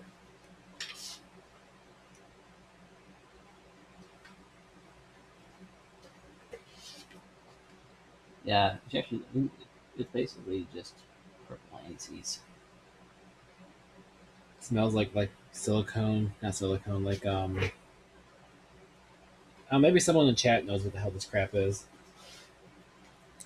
You are making me want to buy a big tube of it, but I'm not going to because I always replace my bearing with the clutch and it comes with it. Well, no, 'cause I didn't just buy like 17 of these to try to find the mythical size that Charlie likes. Dude, I can touch my trans now without just turning different colors. It's kind of nice. They turned out pretty good. Kind of like finished, like a dull shine to it. Mm-hmm. Scott Bassinger Oh shit! said, y'all are still in it. Sheesh. Yeah, just small stuff, putting in the throw bearing. Actually, really, since you left, we've done like 10 small things. Bunch it's slowed down quite a bit, which is good because otherwise I'm gonna die. I may already be dead. This might be a dream. I'm working 6 feet on the table right now, and it's going to be able to bolt to a Festiva. This could be complete falsehoods. Feels good. Okay. Also, weirdly enough, it rotates as it extends just slightly. Scott Bassinger Like said, no, yeah, like as it comes Working out. good. Yeah. Working good? I don't know. Is it, Steven? How's it Seems to feeling? be. The bearings feel amazing. It's almost like we used a proper Mazda tool. Mazda, Ford, same Are you difference. leaking? No, What's all that? that's just me lubing it as I went. It turns a very gross color. All over the table, it's like it's green. But it's fully done. It's hard to shift without like an actual thing in it. Get that green stick. Oh, the return spring there is actually very nice too.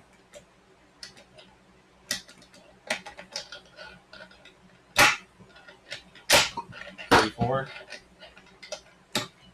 Reverse is a little hard Trying to imagine without my having head, so reverse is Scott Bassinger over the pole. said, right. so who's testing this one out in their car? I'm gonna do it in V2 first. So that's the festive, my dream festive that we've worked on stream a lot. Well, this particular transmission is going in my car.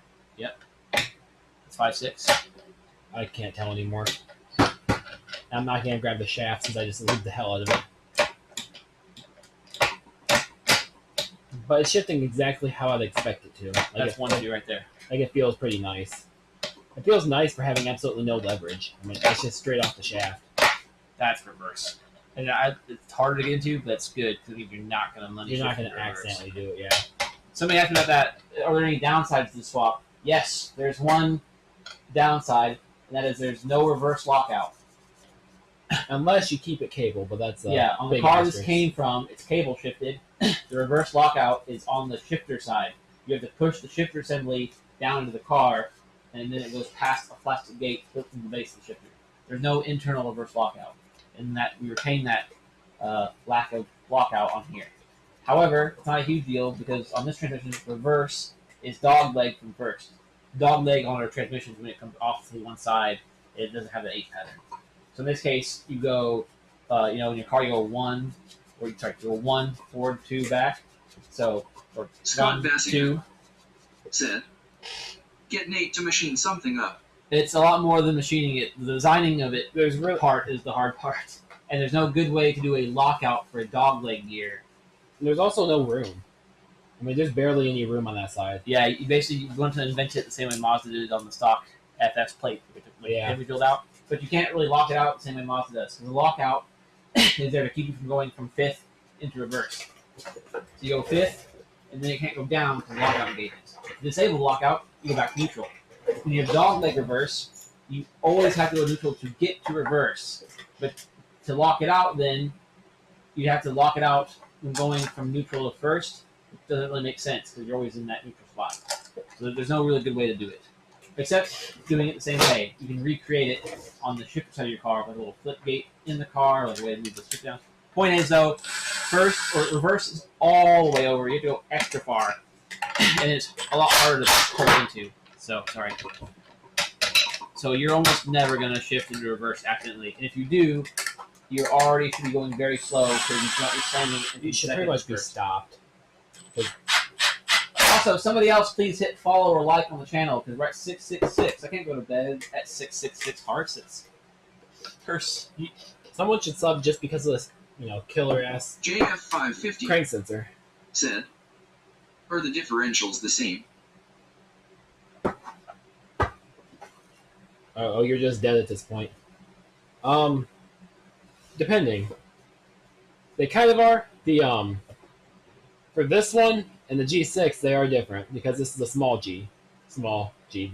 Use a 26 spline shaft. Everything else, the main carrier of the differential is the same. The only thing that changes is the ring gear ratio. And if I mess anything up, I'm sure Will will use his last dying breath to correct me.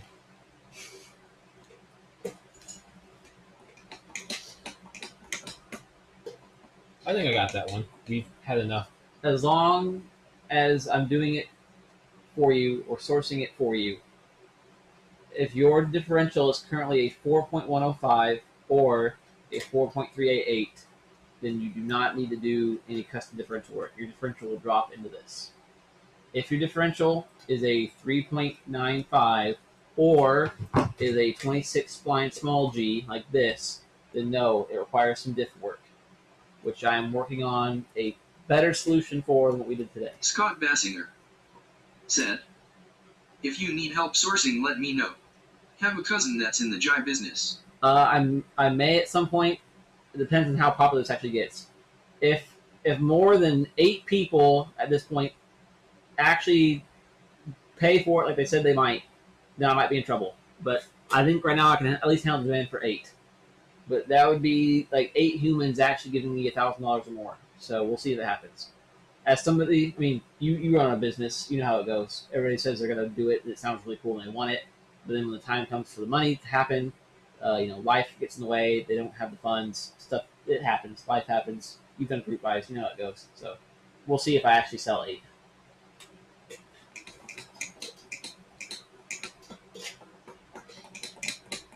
Oh wait, one seal, and then this is fully done.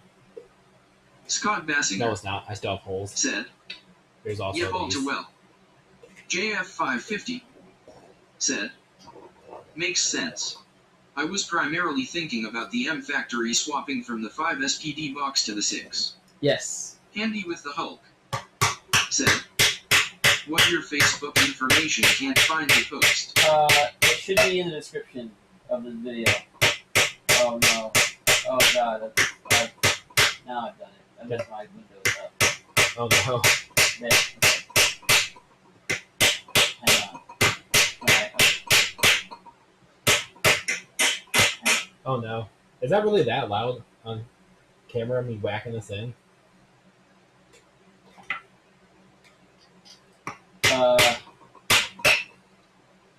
Here, just message me on Facebook with this link.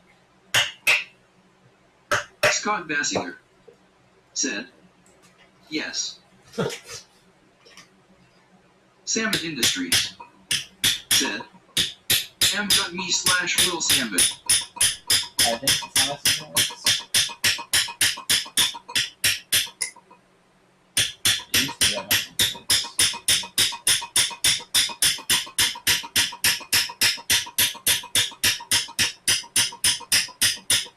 There we go. It's driven in all the way now. Yeah. That's all you gotta do. You click m.me/Will Salmon, and it should send me a message.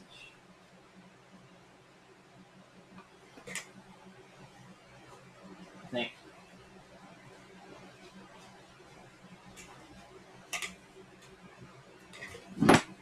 Scott Bassinger said, "Camera picks it up really well."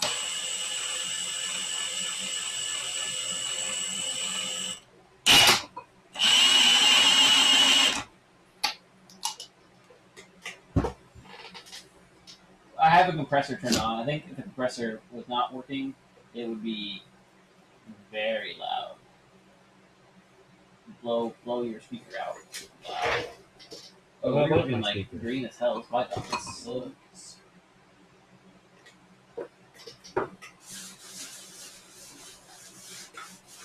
Auto.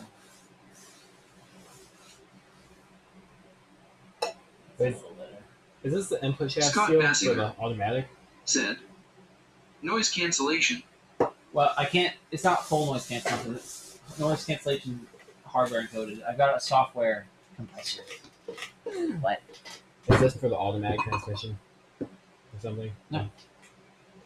It's for the input shaft. Input seal.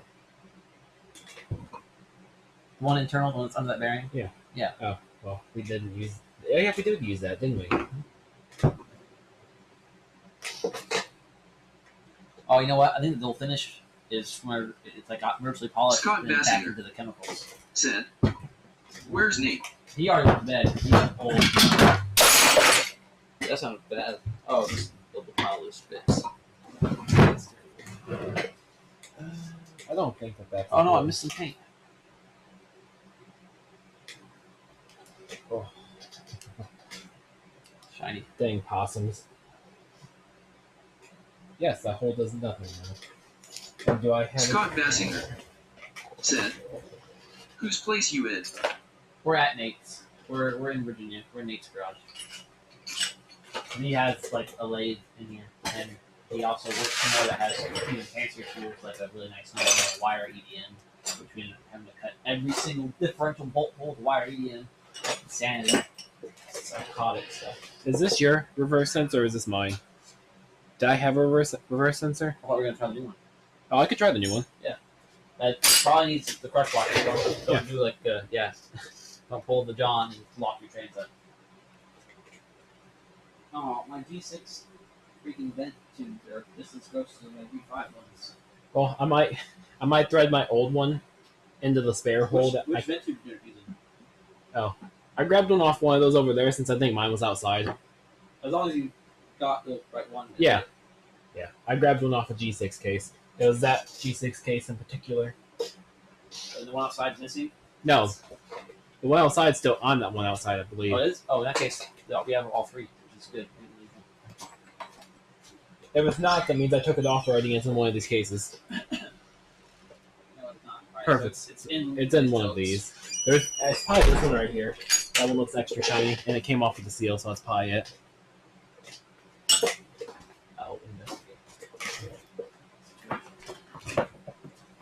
Yeah, I think I like this new sensor better because you can put a socket on it. Yes. This works in the store too. Because I can get more Mazda ones right now at $118 each. Gross. That's my costs. The dealer costs like $165 for a freaking switch that just goes on and off. Okay, I don't know what size this is, but it's none of these. Smaller or bigger? It's smaller than everything on this table besides So this. probably a 30. Like the They're down there. I tried all the. Handy ones with in the there. Hulk. Said. No. It sent me to WhatsApp. n.me/which to WhatsApp? That's crazy. That's too big. So it's probably 24. That's in my kit at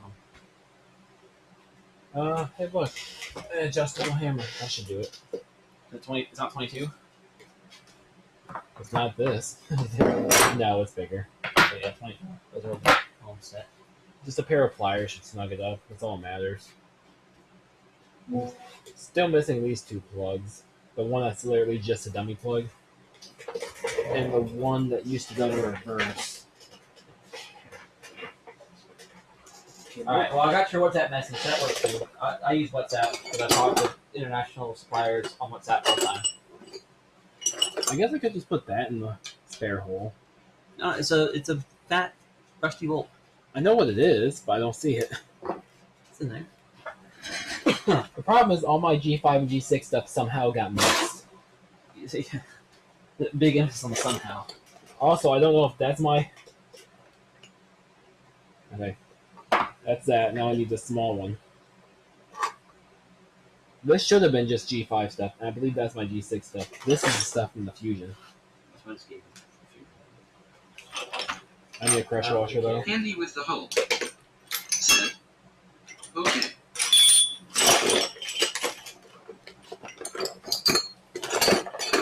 Steven, check the brown paper bag.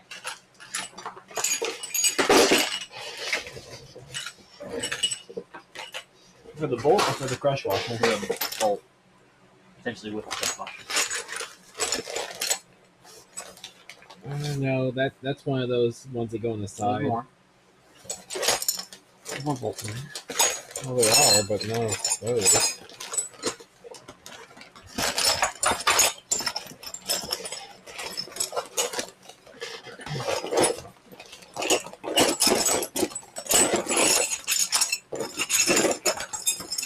Why do I have like 4 drain plugs? I know. Drain plug. That must be big G something. Doesn't fit into the small G stuff.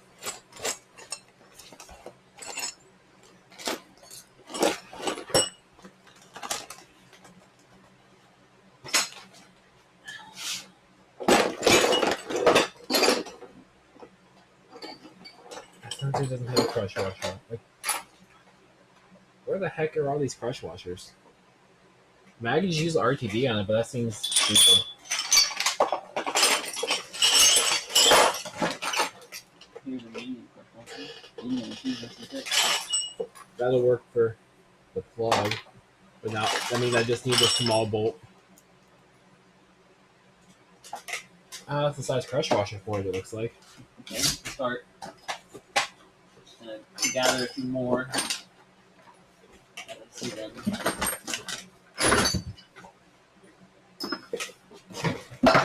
Nate, take kids out. I have no clue. Yeah, here. Should be a 12. And I ignited it. Oh, that's a lot bigger than I expected. Is that really going that? Almost neck down. It's like a 14.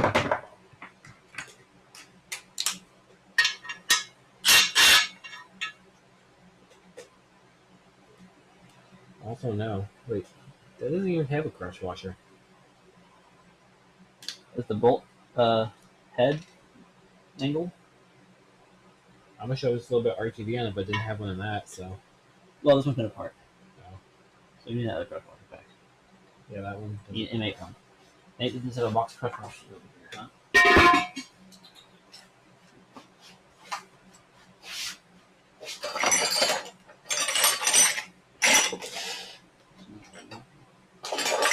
Maybe the small one just didn't have one. No, it has to. That's straight in the fluid. That bolt. Scott Bassinger Perfect surface. said, "What bolt you looking for a crush washer for?" It's the one for the detent for reverse.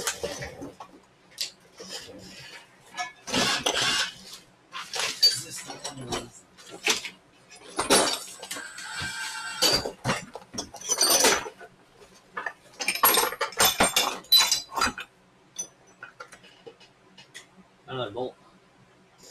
Also doesn't have press washer on it.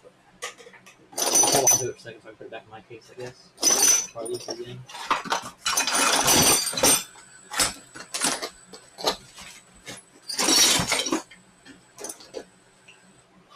Scott Bassinger said, "Got one for a KL fuel rail."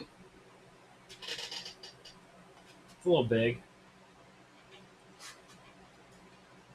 I've got a bajillion at home. I buy them in bulk. I thought Nate would have them too, that's why I didn't bring any, but he doesn't. The funny thing is, we just went over that at the house. You know, about bringing stuff because he might not have it. I know, I thought I'd done a pretty good job. Now. Well, once we find a crush washer for that and put that bolt in, this trans is officially 100% done. We've got to Scott have 1,000 of Bassinger them because the KL, said, the G6 uses "Oh shit, forgot her not home." Yeah, we're about 6 to 7 hours from home. wheel drive.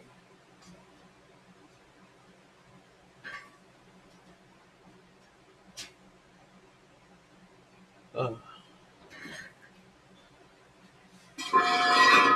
KL Midcase also needs one and also doesn't have one. Scott Bassinger said, "Where are you?" We're at Nate's house in Virginia. Having the time of our lives.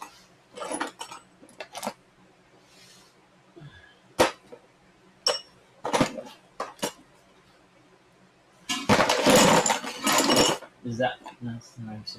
Like, it doesn't make sense, but Scott Bassinger what if it just doesn't take one? said, "Oh shit, south of me." Right there's another one. Also no crush washer.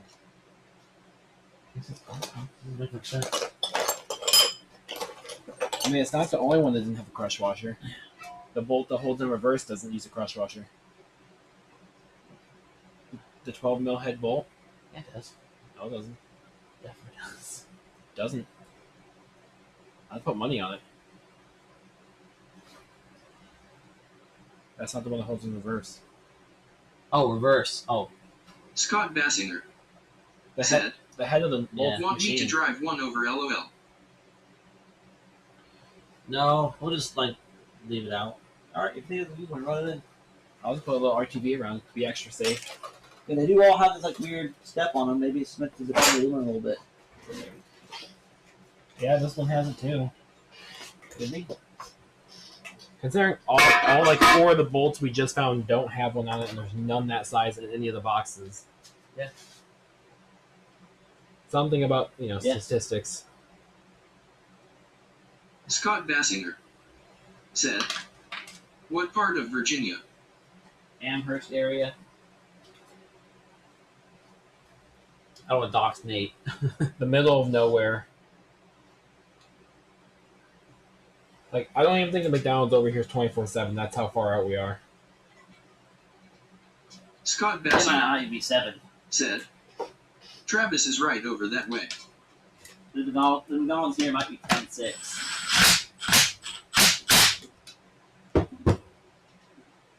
It looks right.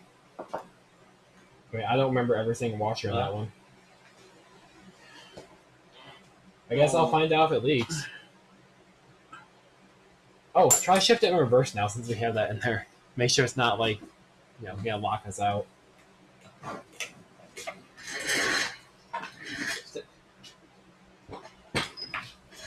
If it shifts in reverse, then this transmission's officially done. Like, done. I'm gonna try first, second first. Okay, straight to reverse. Sounds like it. It's like Grab my closer meter. now. Well, continuity it. Yeah. Oh, that actually felt great. Oh, so second.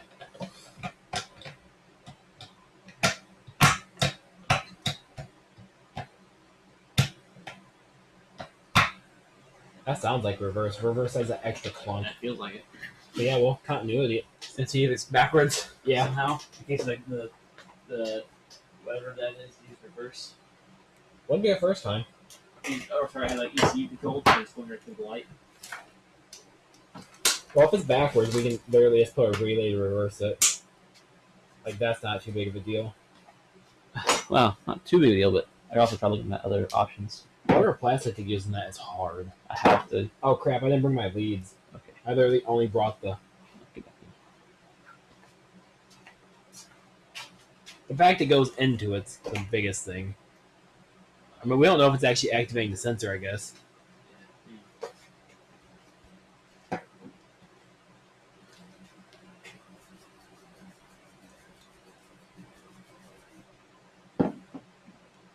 I think he has some leads in there. He probably has a normal meter.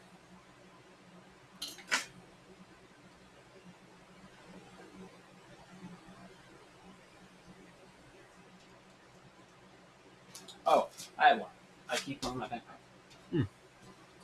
Which is in the house, I think. Give me it back.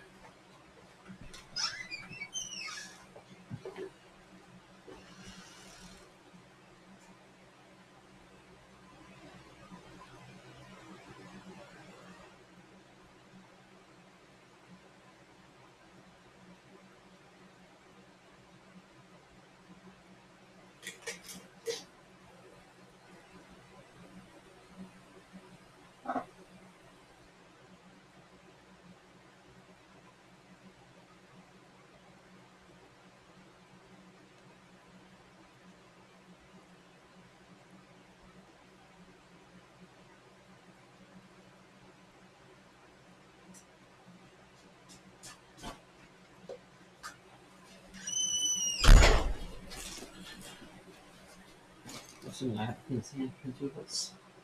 Probably.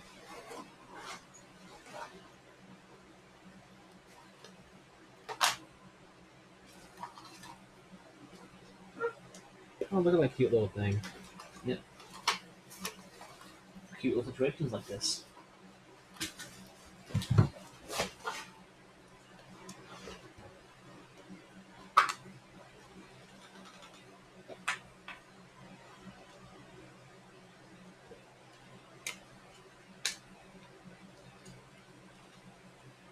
Yep. The beep? It has a. I know, but it's cheap. I want my beep. Oh, it has a beep. Oh, there. Let's say it has a beep symbol. I want my beep.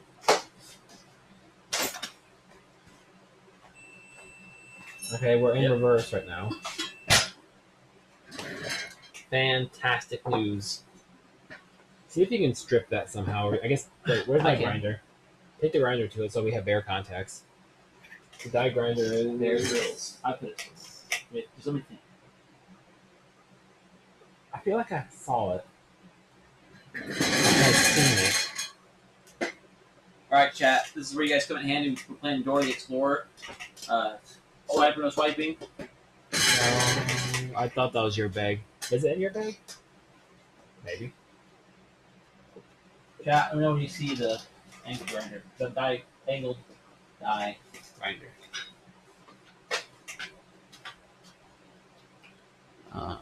I put it somewhere. So I read it. Why, you just want to test the continuity or what? Yeah, see if it's not reversed or not. It's not. Because ours go right to our lights. The switch Oh. really just turns the light on. Oh yeah, so we're good then.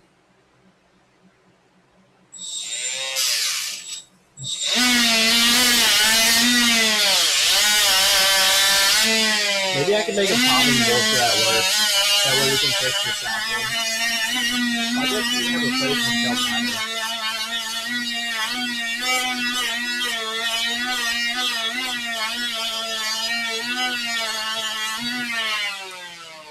Yeah, as I remember, you gotta way deep in there to get to it. I'm still hitting wire. I gotta go like into the big plastic to get to the tangs. Yeah. Well, now we know your replacements work, but they work for neutral safety too. They're the same switch, aren't they? No. Well, that's Well, important. wait, no. Actually, it physically might be the same switch. That's the one that matters, Plug, anyways. But if we're making patch harnesses, it doesn't matter. Yeah. No one cares about neutral safety. Right, if it says ECU or neutral. So yeah, it's not neutral safety, it's just neutrals. Sensor. Yeah, because it won't let your car start if you're in neutral without clicking the clutch. You still have to click the clutch. Yeah, it's a separate switch. The Yeah. the neutral does not the neutral switch does not talk to the starter system at all. It's literally just for the ECU. It just so. changes your idle when you're in neutral. So there it is. The first fully built small GG5/G6. All right, chat. Raise your hands if you want to see us shift all the gears again. Or, hey, chat. Raise your Maverick emojis for $1.99 a month if you want to see us shift transmission through all 6 gears again. Without the $1.99, you only get 5 gears. I'm withholding 6 until you all subscribe. Do we still have double-digit people? Yeah. And I'm one of them. It's 11, so that's legal. Counts. The real question is this phone still on? Probably not. It was already half dead at the shop. I charged it to 100. It's already dead again. So everything zoomed in. All right, chat's giving me a resounding yes.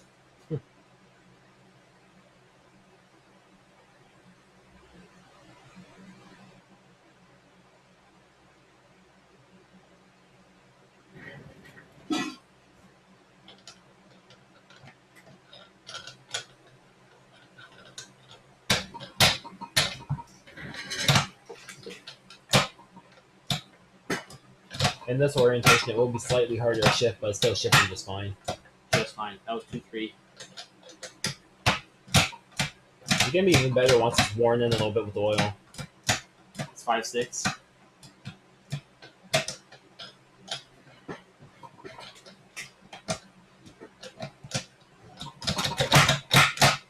Three. 1, 2. Reverse. And you can't go forward. You just won't let Yeah, it won't let you. And you can't pull back too far. It also stops it from going back too far, so you don't worry about the ball falling out. I still don't know why he had to grind the shift lever. It works just fine. We didn't grind the side. The thing we had to modify to put the Oh. ball. Yeah, Probably because we shift our plate up higher than he is. possibly. I think that's the good thing to do. Grinding that seems kind of ghetto. It doesn't really matter. It's just a bushing. Well, the more You're bushing hitting- you grind off, the less bushing you have. So, You're hitting like 90%. no, it'll be like 82.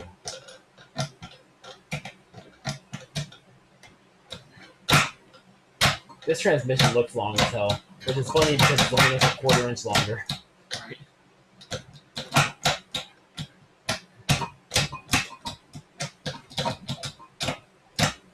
It would help if we were spinning it a little bit. Because Also, we're those just- bolted down.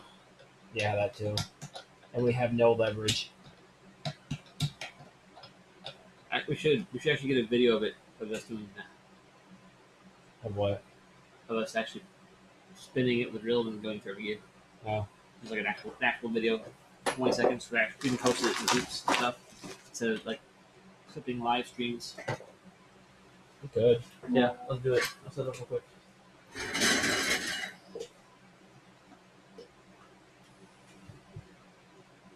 Except this one's also at 3%. I'm at 7.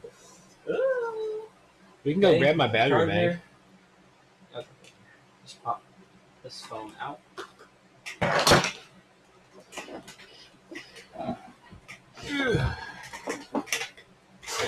The transmission's so slick now because you polish it so much with the wire wheel. It was so gritty before, even though it was oily, but you can still grip it because of all the grit. Right. Now I just can't even grip it.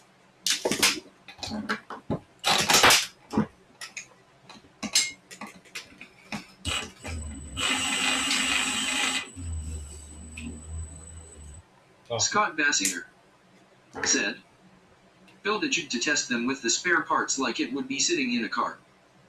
No, I do actually want to buy the Mazda transmission holding tool someday. Yeah. Yeah, because it actually shifts better in the orientation it's supposed to sit, like compared to vertically.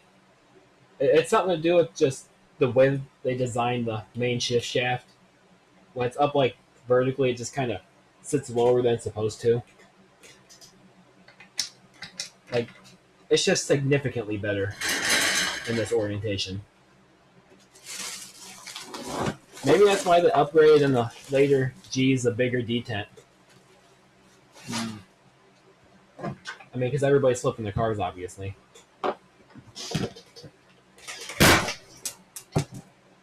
not. Scott Bassinger said, I mean with a shifter assembly like in the car. Oh. Oh, yeah, that'd be nice. Good. Get a lot more leverage on it. I'm sure It sounded like a ball detent dropping. It did, very much. It could also be that bright. Yeah. Guess we'll worry about it. Oh, the ball detent's still in this, I think. The sleeve's in there, at least.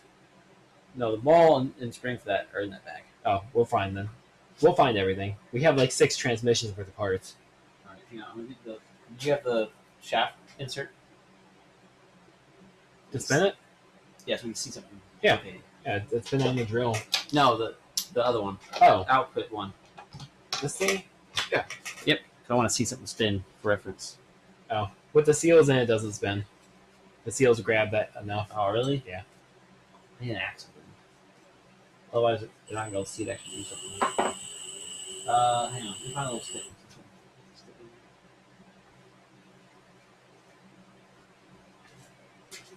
Should be a size of socket that fits down in it. I need something. That must be for. Oh, it's fine neutral, actually.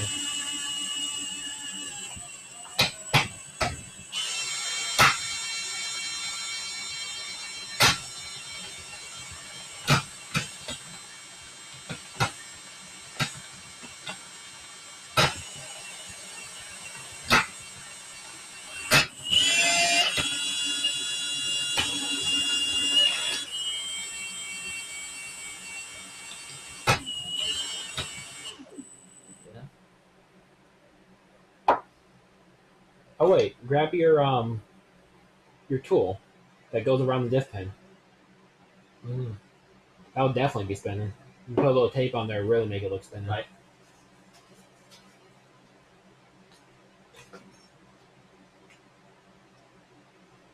It's another kit. It's in the original kit. Oh, it's big enough for this one? Because that's E-Series, but I guess it's big enough, right? Yeah. We just did it.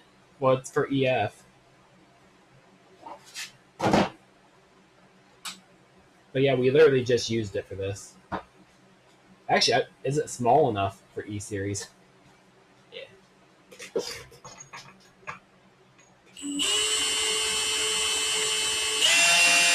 high neutral. But I could.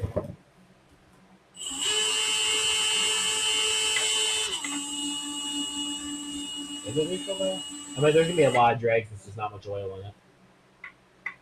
But that's put it in like that 6. I really don't want to put it in second, but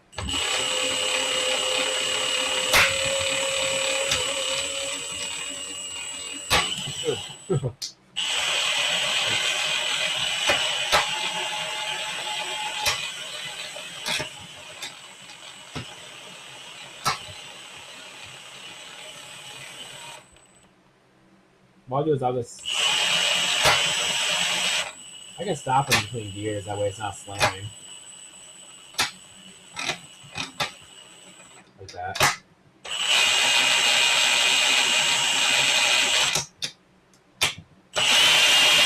Actually, I'll just go the first and I'll just go full throttle each time.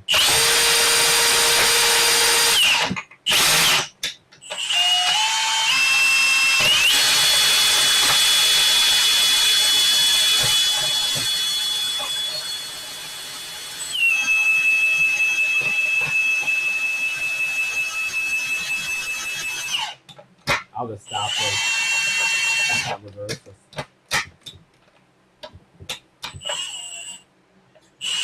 There it is.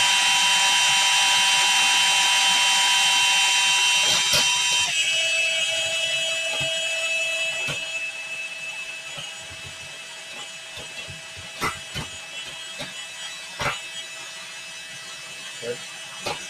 Second. Third.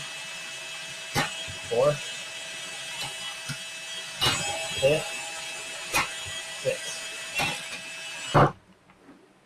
The gear ratios are so close. It's definitely a close box.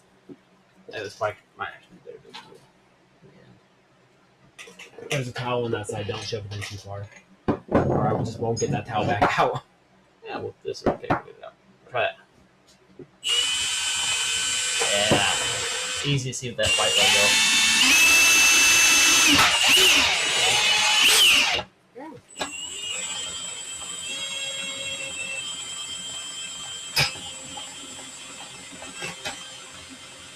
Alright, pause. Start the video. I found that. Obviously, I won't be able to hear anything. So.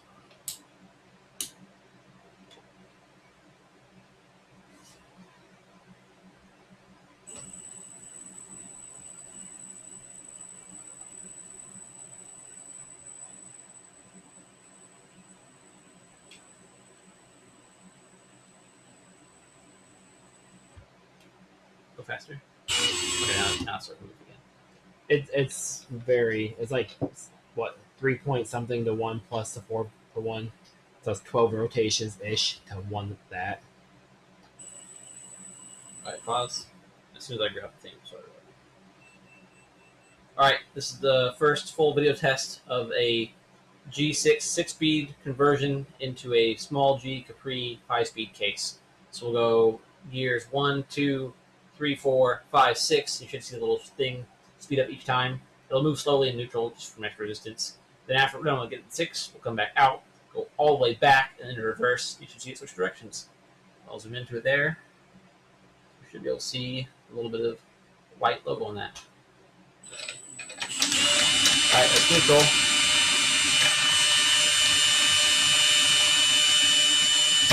That's in first. That's in slow. See the logo again. Second, go faster. So we got third. Then fourth.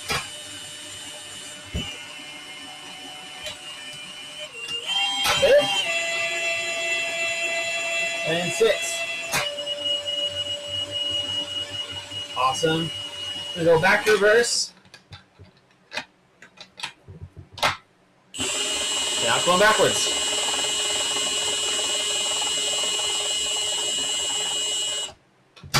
There you go. There's one G6. Done. Ready to bolt directly into a Festiva or a Capri or a 323. That's actually incredible. And the stream got to see your process of making a short. Ah, damn it. I should have made that a short. No, I filmed it 1-to-1. Oh. Just to make it easier to send a messenger. Alright, chat, why are you still here? It's like 1 a.m. We gotta go to bed. We gotta go. I'm taking a shower. I'm not going to. I haven't showered like all weekend. Exactly. Look at my neck. Look, chat. Look what I'm doing. Looking at chat. My neck. My posture. Scott Bassinger said, "Nice. And don't hear anything clunking and grinding. No, Congrats." it sounds great. There was a little bit of a clunking when we first started, but we also kind of cleaned all the gear sets so they're kind of dry. We spray lubed them, but obviously that's not any heat down in there. So I lubed them up really well when I put the yellow with 1030, I think it was. So with us rotating, it's finally starting to get down into the gears and it's sounding a lot better. Stuff you squeezed on earlier? Yeah. T5, baby. Was that T5? So Yeah. 1040?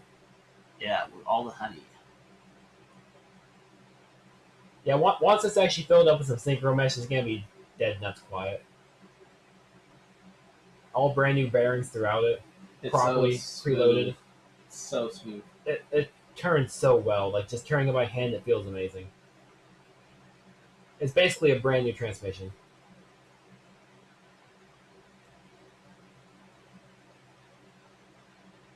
We can actually get this one off the table Scott now. Bassinger said, Modal Gear 300.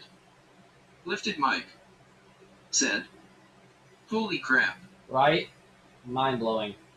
Do you see it? Do you see like 30 seconds? Actually, Mike might be watching the delay. He might just actually watch it shift through all 6 gears like butter and right back into reverse with the thing, spinning on the thing, man. Hot damn. It's super repeatable. Just keeps working. Yeah, I can do it again right now. No sweat.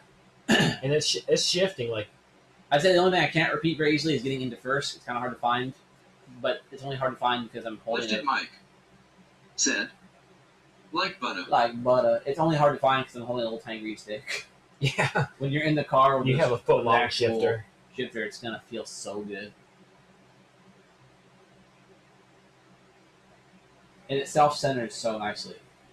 The springiness of the one we picked, or just cleaning it out maybe. Like these series not feel that good self-centering. This like Well, it's gonna feel less good with all the extra leverage you have that it's gonna be fighting against. a little bit, but this is Yeah, it Which is quite feels nice. minty. Like I said, it's basically a brand new transmission.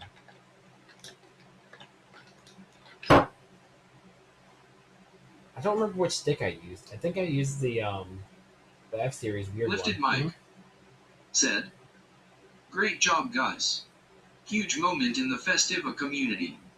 thank you. Scott Bassinger said, try the modal gear. So much better than synchro. Isn't that like the super expensive one? We have really good luck with 2050. Oh, just bike oil, motorcycle oil, because it has a lot of additives for the wet clutches, which kind of helps the synchros a little bit. Might even help our carbon. Yeah, because it has yeah, that actually might help the carbon synchros a lot. It sucks they didn't do a full carbon, but I guess I could take double synchroed over. Scott carbon. Bassinger said, oh, you use the motor oil. Well, it's bike transmission oil. It's 4T sports bike oil. Not to be confused with T4 truck oil, which is also great, but not in the transmission.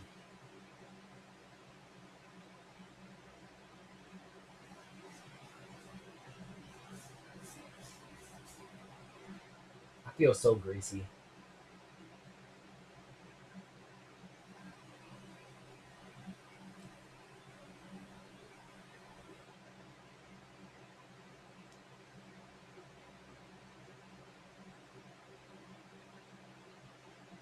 Yeah, I think we just have to check the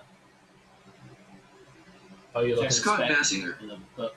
said, I switched to modal and won't use nothing else again.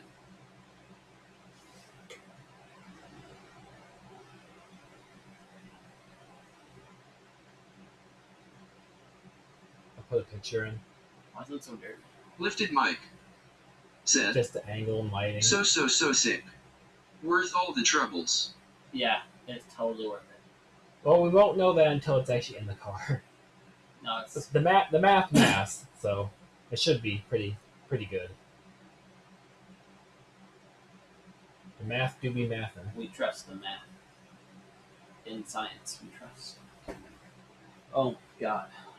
Now we just need to do this 2 more times. At least one of those 2 times is gonna be a lot easier. Just than for the record, before anybody sits here and really ponders the price of me doing this, we've been here in the garage at Nate's every day, about 14 hours a day since Friday morning.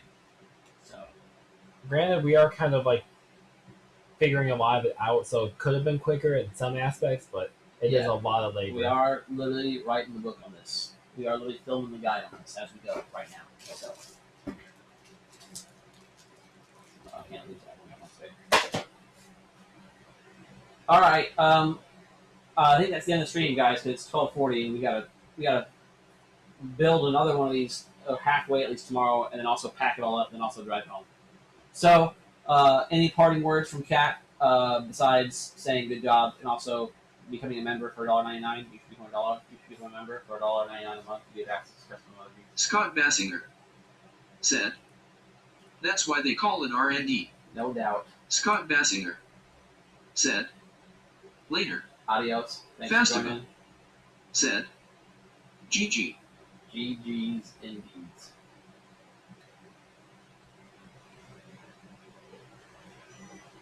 I feel bad using this old torn up boot now. Should have sourced one. I'm gonna source some. Maybe that boot stretch will make it big enough. Well, no, it's not that bad if you just, unbolt the end piece. Is yours on bolt? Yeah, it's a nut bolt. You just bolt it. Confirm. No. But I'm 90% sure all G series are. I'm 99% sure all G series are not. I was afraid of ripping it. Might be able to get here. Use this little pin punch. You might be able to get it down there and kind of work it up. CX. So here's the book. Yeah. There are 2 part numbers that are Really? which you can probably replace with gold. Yeah.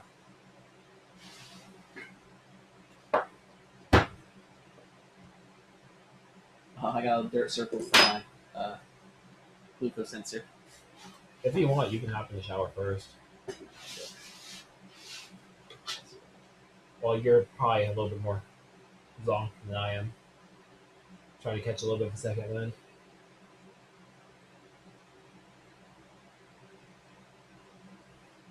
Plus, Right. you're most definitely gonna wake up earlier than I am. Why? Not only you're more responsible, plus you're in the front room. Do be kids. All right, nobody's leaving, so I'm playing ads. If you don't want to leave, you're gonna pay for it with your eyes.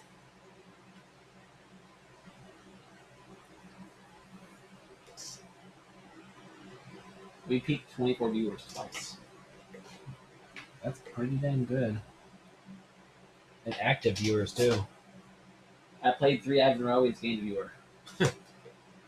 Like to the point it was hard to actually answer stuff because so many people were hopping at the same time. Which is awesome. Love to see it.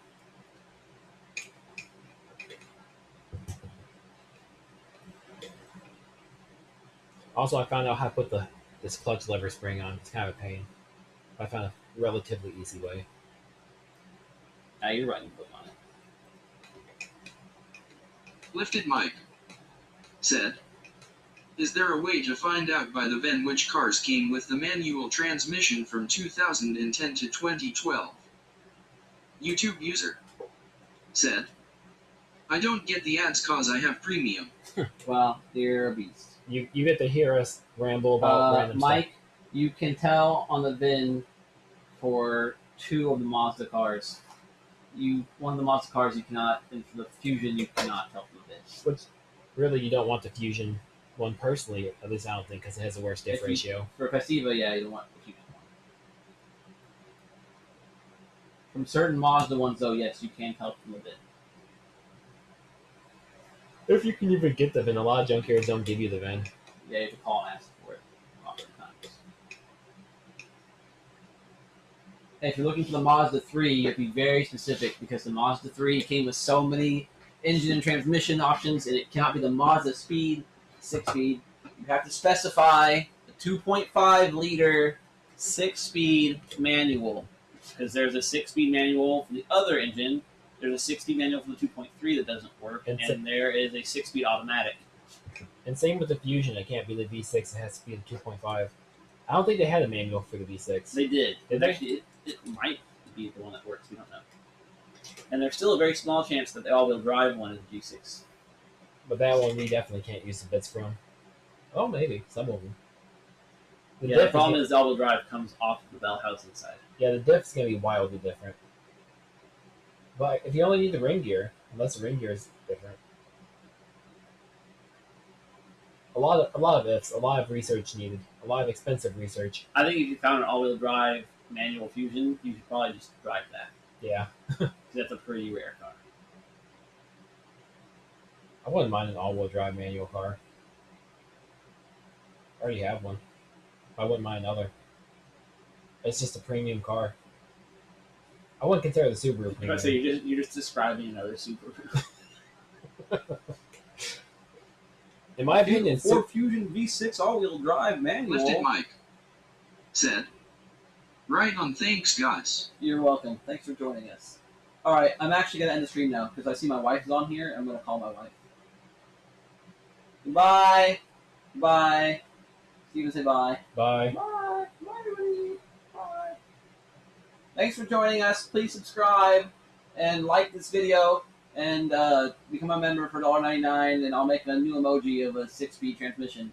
If we get like 4 more members, they're gonna make a 5th emoji custom. Okay, bye.